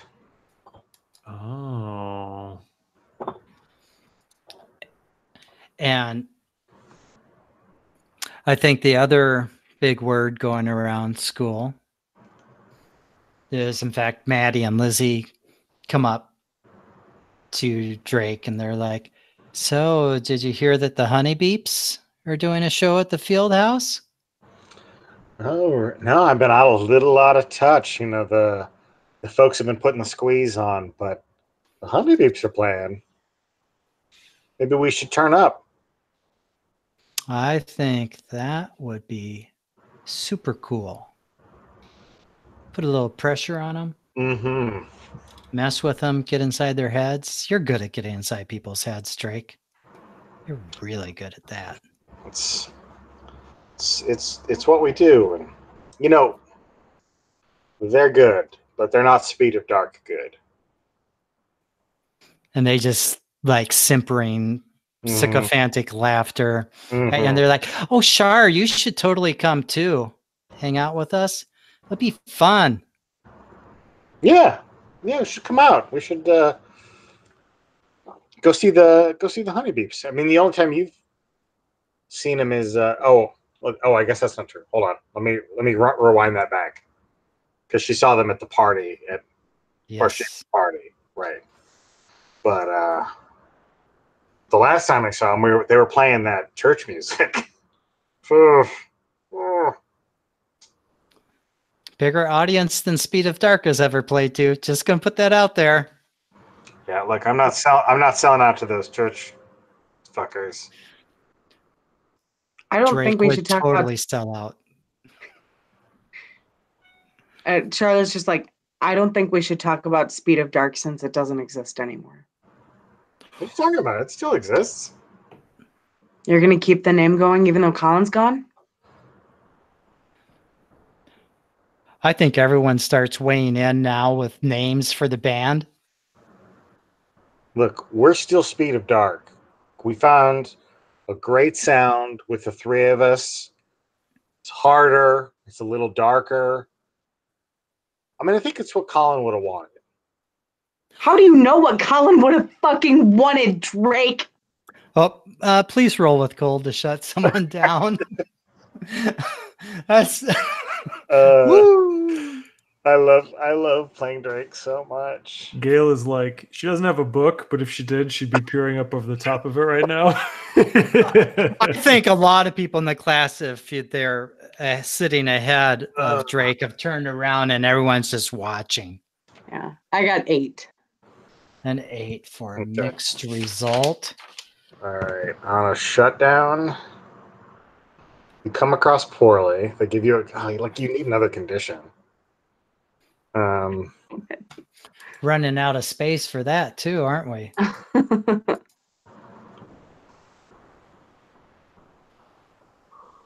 All right, what do you want to do to me? Oh, what are my choices? I'm sorry. Okay, so they lose a string on you. Yep. If they have no strings on you, gain one on them. They gain a condition, or you take +1 forward.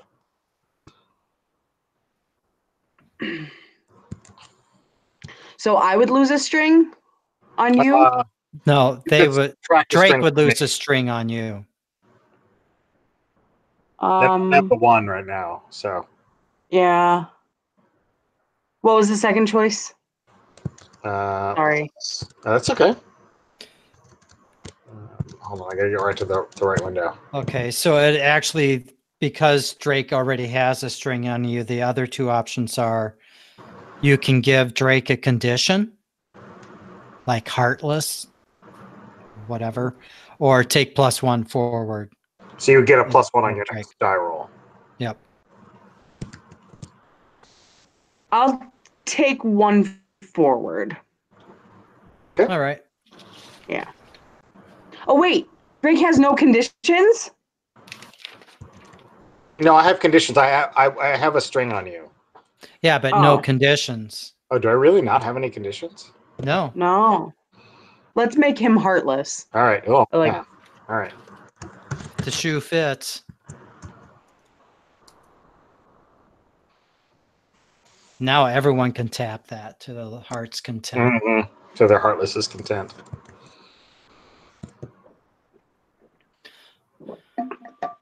Does she also get a condition? Yes. If we have 1 row left, luckily. Oh gosh.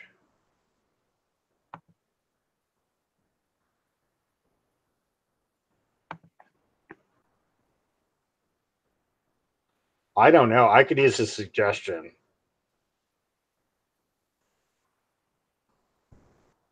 She's got a lot. distracted.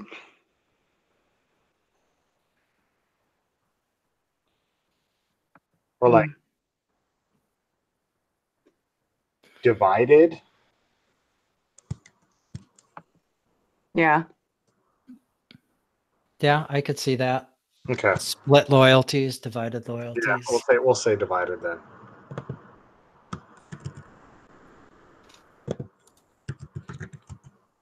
Oops.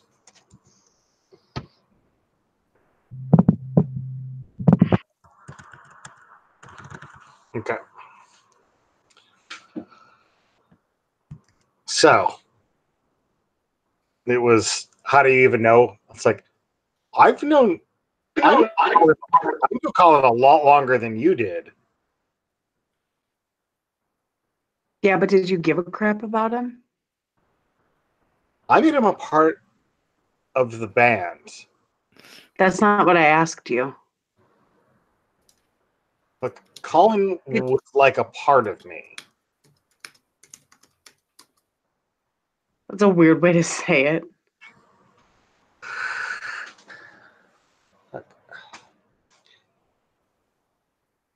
Look, he was special, but he's gone now. And like, we all have to move on. Maybe it's easier for you to do that than it is for me. Sure. But look, I've got priorities in addition to you. What?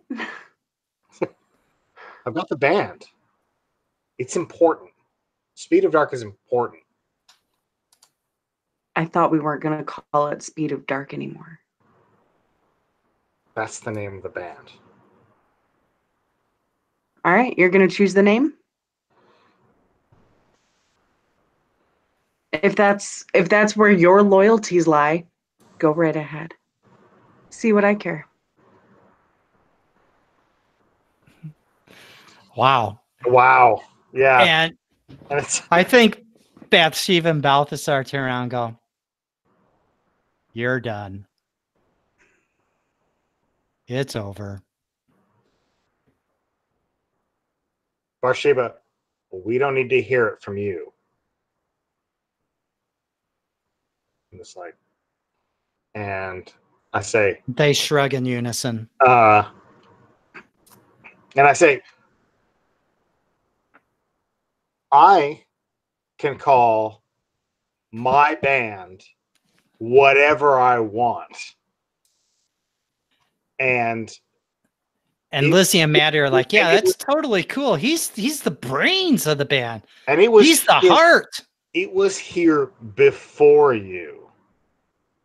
And they put their hands on Drake's shoulders. I let it hang. Like the end of that sentence is like, it can be here after you.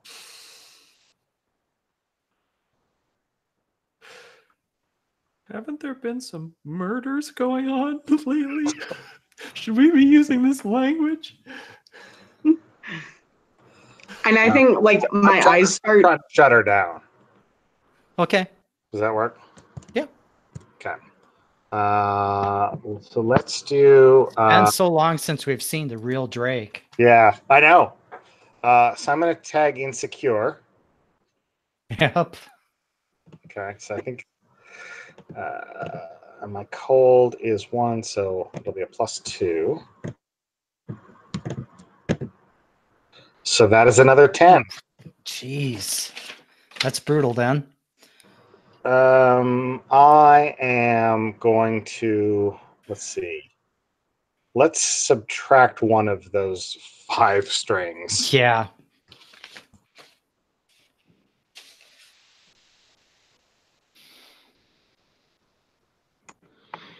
Yep. Oh.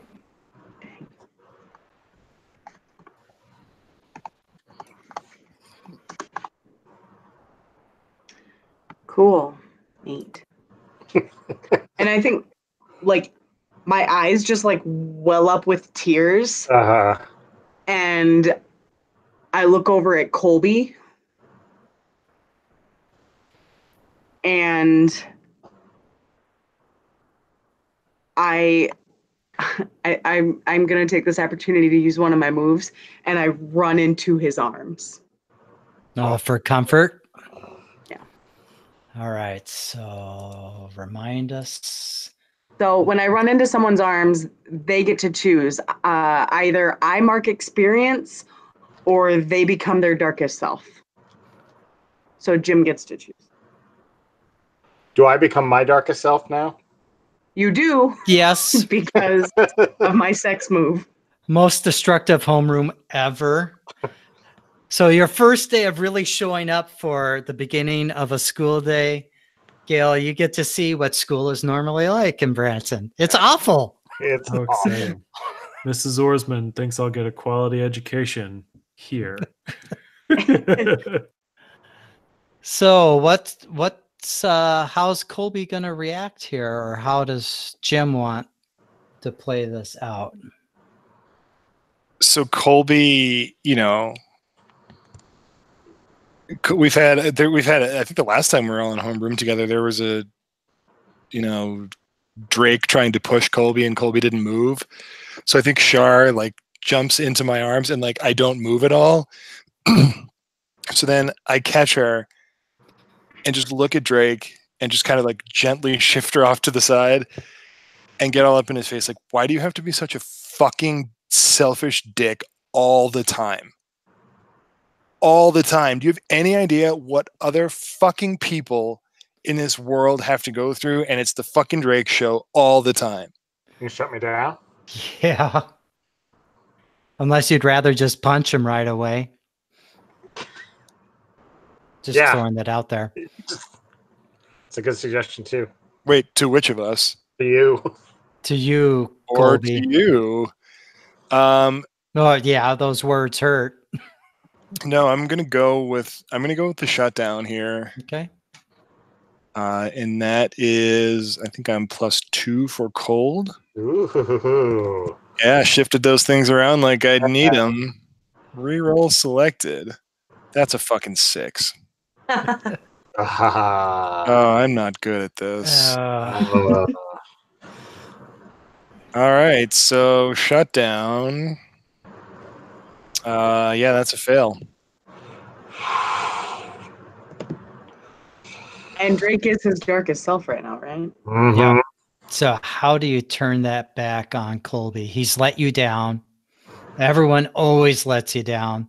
Your girl let you down. Hang on a second. As part of your move, as part of Charlotte's move, don't I go darkest self here too? Yes. Yes. Okay. All right. We got all sorts of darkest self going on. Okay, You so and yeah, Drake. Okay, You good. either go darkest self or you get to take a string on me. It's your choice.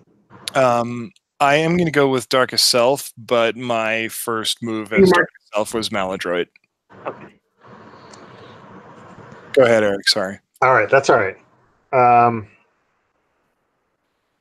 Let's see.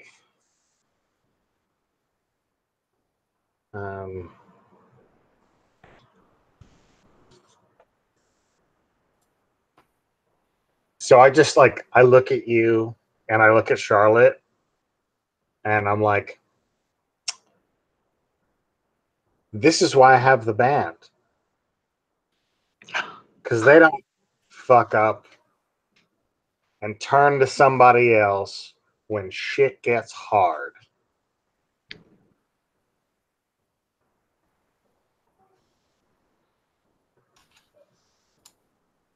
It's you you can run to Colby if you want to, Charlotte. God bless you. But he doesn't have it. He's never gonna be a real man the way that you need. Mm-hmm. Mm-hmm. Wow. Ouch. Mm-hmm. Shut down? Yeah, I think so. And I think that Maddie and Lizzie, who are standing there still with each has one hand on your shoulder, Drake, as you're confronting those two, they just like, oh. And let's see. I don't think I can tag either one of his conditions. So I'm just gonna roll.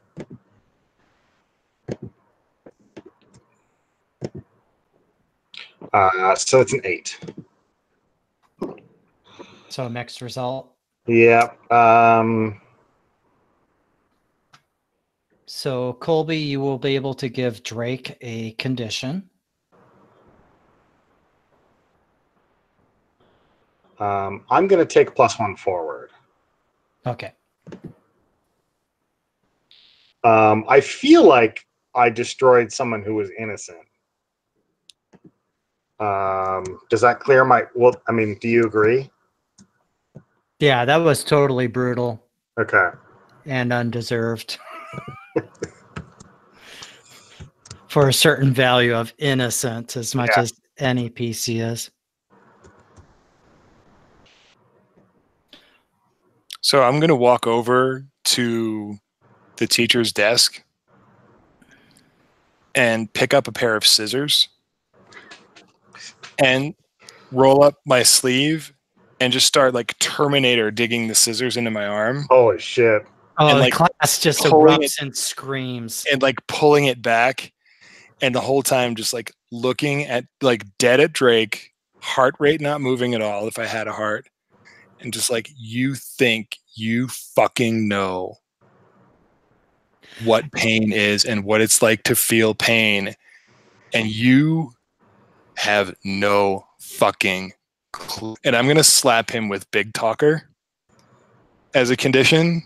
Yep. And I'm just going to walk out of the classroom, Darkest Self, Trail of Blood. End of episode. Oh. I do want to look down and see, what did Gil furiously scribble in her notebook? Oh, definitely not notes about their relationships and how she can manipulate them. It's just like drawings of pot leaves. There's some like rainbows and unicorns there too, okay? Grateful Dead bears. The fish logo. Oh my God, Jim, you just killed it at the end there.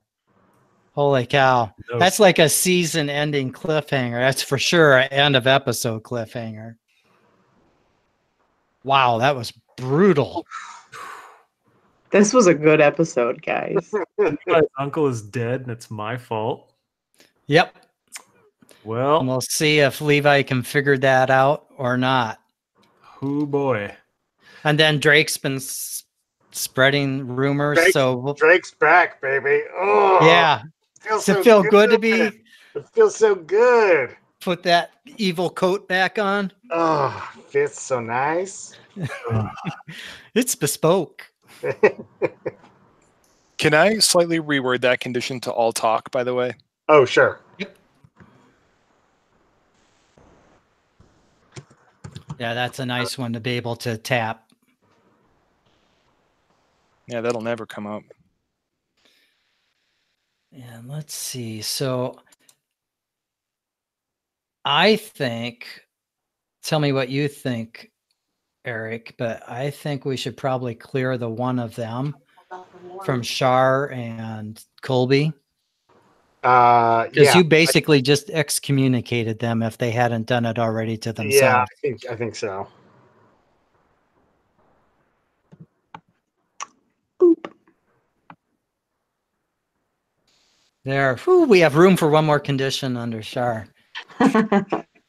Housekeeping's important. So let's see. Wow, and we have Colby's just one shy of another advancement, and Gale and Drake and Shar not far away. As now a spook, Shar is going to just become very dangerous very quickly. So I think we'll pick up with the aftermath of this meltdown in class. We might do a bit of a time skip. We'll figure out what we want to do for whether it's a montage or whatever. And then what I'd like to do is try to like get everyone to the field house for the Friday night band thing. Well, at least, Drake and Brittany, or Maddie and Lizzie, not Brittany, because Brittany's band is the one you guys are going to go try to mock or whatever. And we have to come up with some way to get Gail to show up there, and Levi will be there, assuming Jeremy can make it next time. So anyways, that's kind of where I'd like to try to go. I'm not going to force people into attending that, but It's going to have to I'd be like to after get my 72-hour involuntary hold. we'll see. I mean, that's the sort of thing where I think people's brains, to protect themselves, are going to rewrite what happened. Yeah, I'm sorry. I should not have said that. I wish I hadn't said that. I'm sorry. I take that back. I'm going to sort of X card that myself. My bad. The 72-hour? The 72-hour hold comment, Okay. that was inappropriate. As somebody who's that's the sort of thing that could happen, though. Yeah, but no, as somebody who's been through that myself, I should know better than to make fun of that. Oh, I didn't see that as making fun of it, so I didn't take it that way, because that's a real life consequence. So let's see. For June, I put a new doodle out there. Our normal alternating Wednesday would have been June 12th, but I'm going to be at Origins. That's so fine. you could all come to Origins and hang out. I would like to. I'd run Monsterhearts for you out in the hallway at Misdirected Mark headquarters. Kevin, what are the dates on that? I just got absolutely screwed by work today, and they're going to give me some comp time to make up for it. And I have to use it within a couple of weeks. Yeah, so Origins starts on June 12th, which is a Wednesday, and runs through Sunday, June 16th. Origins Game Fair. Columbus is not far, not too bad of a drive. 6 hours, maybe? It's in Columbus, right? Yep. Yeah, add on like 2 hours from Indy. I'll be in Ohio that week for work. Yeah, the Ohio State, because that's very close. No, I think I'm on the other side of Ohio. Let me see. Like Cincy or Cleveland? Yeah, I'm in Youngstown. You're in Youngstown? Oh, that's where Victor Wyatt lives. It is where Victor Wyatt lives. Where in Youngstown? At the county building. That's hilarious. That was my first major grad school research project, was on the Youngstown dialect. Oh, nice. Yeah. So you're very aware of French fries and salads as well? Yes. What? Like every restaurant that we've gone to has French fries in their salad. That's a Pittsburgh thing. Yeah. Yeah. Freaky. Pittsburgh salad. Yeah. It doesn't make it okay. Yeah, I'm with Eli on this one. That was a description, not an excuse. If they've got salad in their French fries, like get that shit out of here. Come on. Oh God, oh no, that's public transport. I'm not a friggin' rabbit. Right. It's 8 hours to Columbus from here. Mm. I may show the fuck up. Probably not, but maybe. Well, if you do, we could probably fit you into our hotel room, Jim. It's just me and Austin. So I'll toss that out there. I'm going to find out what the deal is with my comp time because I have to go on a trip starting on Friday that I was not supposed to have to go on and do a bunch more stuff than I was supposed to do. So talk to my boss tomorrow, actually. Okay. Yeah. Have you been to Origins ever? It's probably my favorite con, followed by Game Hall. I have not. It's like a miniature Gen Con because it's got the huge variety that Gen Con has without being sprawling, overwhelming with people. Yeah. Gen Con, like I almost don't want to go because it would wreck my introvert status for months. Well, you just got to come hang with me and Austin. We just sit over at the Games on Demand building. We spend all our time there pretty much. That sounds like not the worst thing that could happen. How many people are in that Games on Demand building at Gen Con? Well, in that area, you might have a couple hundred people at any given time because there's one medium-sized hall that has the Games on Demand table set up, and then usually there's some LARPers that are in the same area, and then a couple smaller game companies have some room there. So it's not the huge press. It's like over in the JW Marriott, so it's not right in the con center itself. Mm-hmm. Because I'm like, yeah, I have no desire to be around crowds that are that big. I didn't realize I was as introverted as I am until somebody asked me if I wanted to go to Gen Con, and I was like, are you fucking kidding me? That sounds miserable. I feel like I've expressed this on this stream before, but like, I don't want to stand in line for anything. Right. And like let alone just to like shop